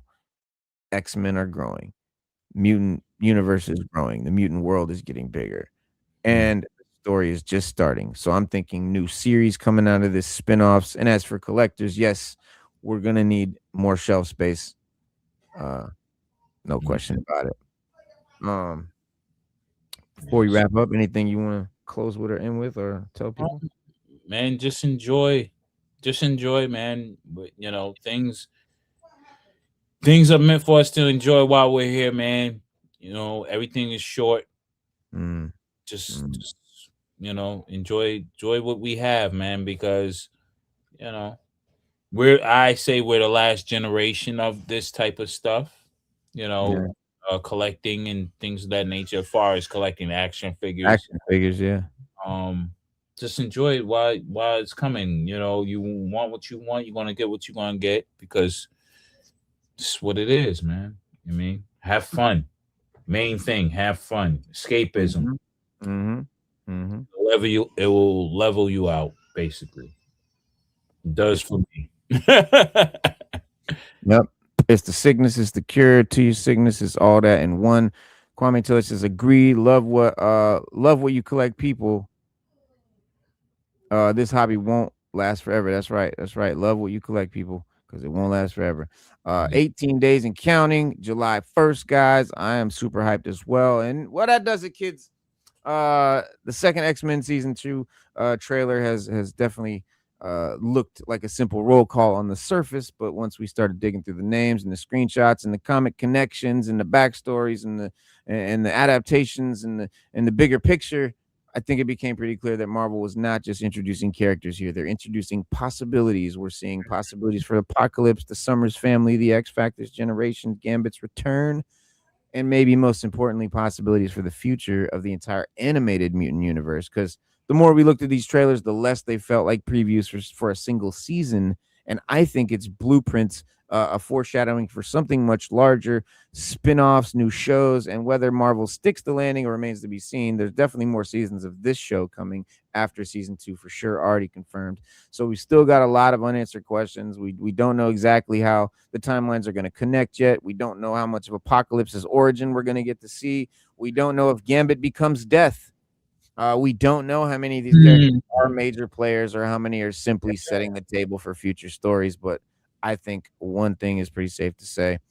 The mutant corner of Marvel is open for business, and business is booming. So I want to hear from you guys. Which character reveal got you all most hyped?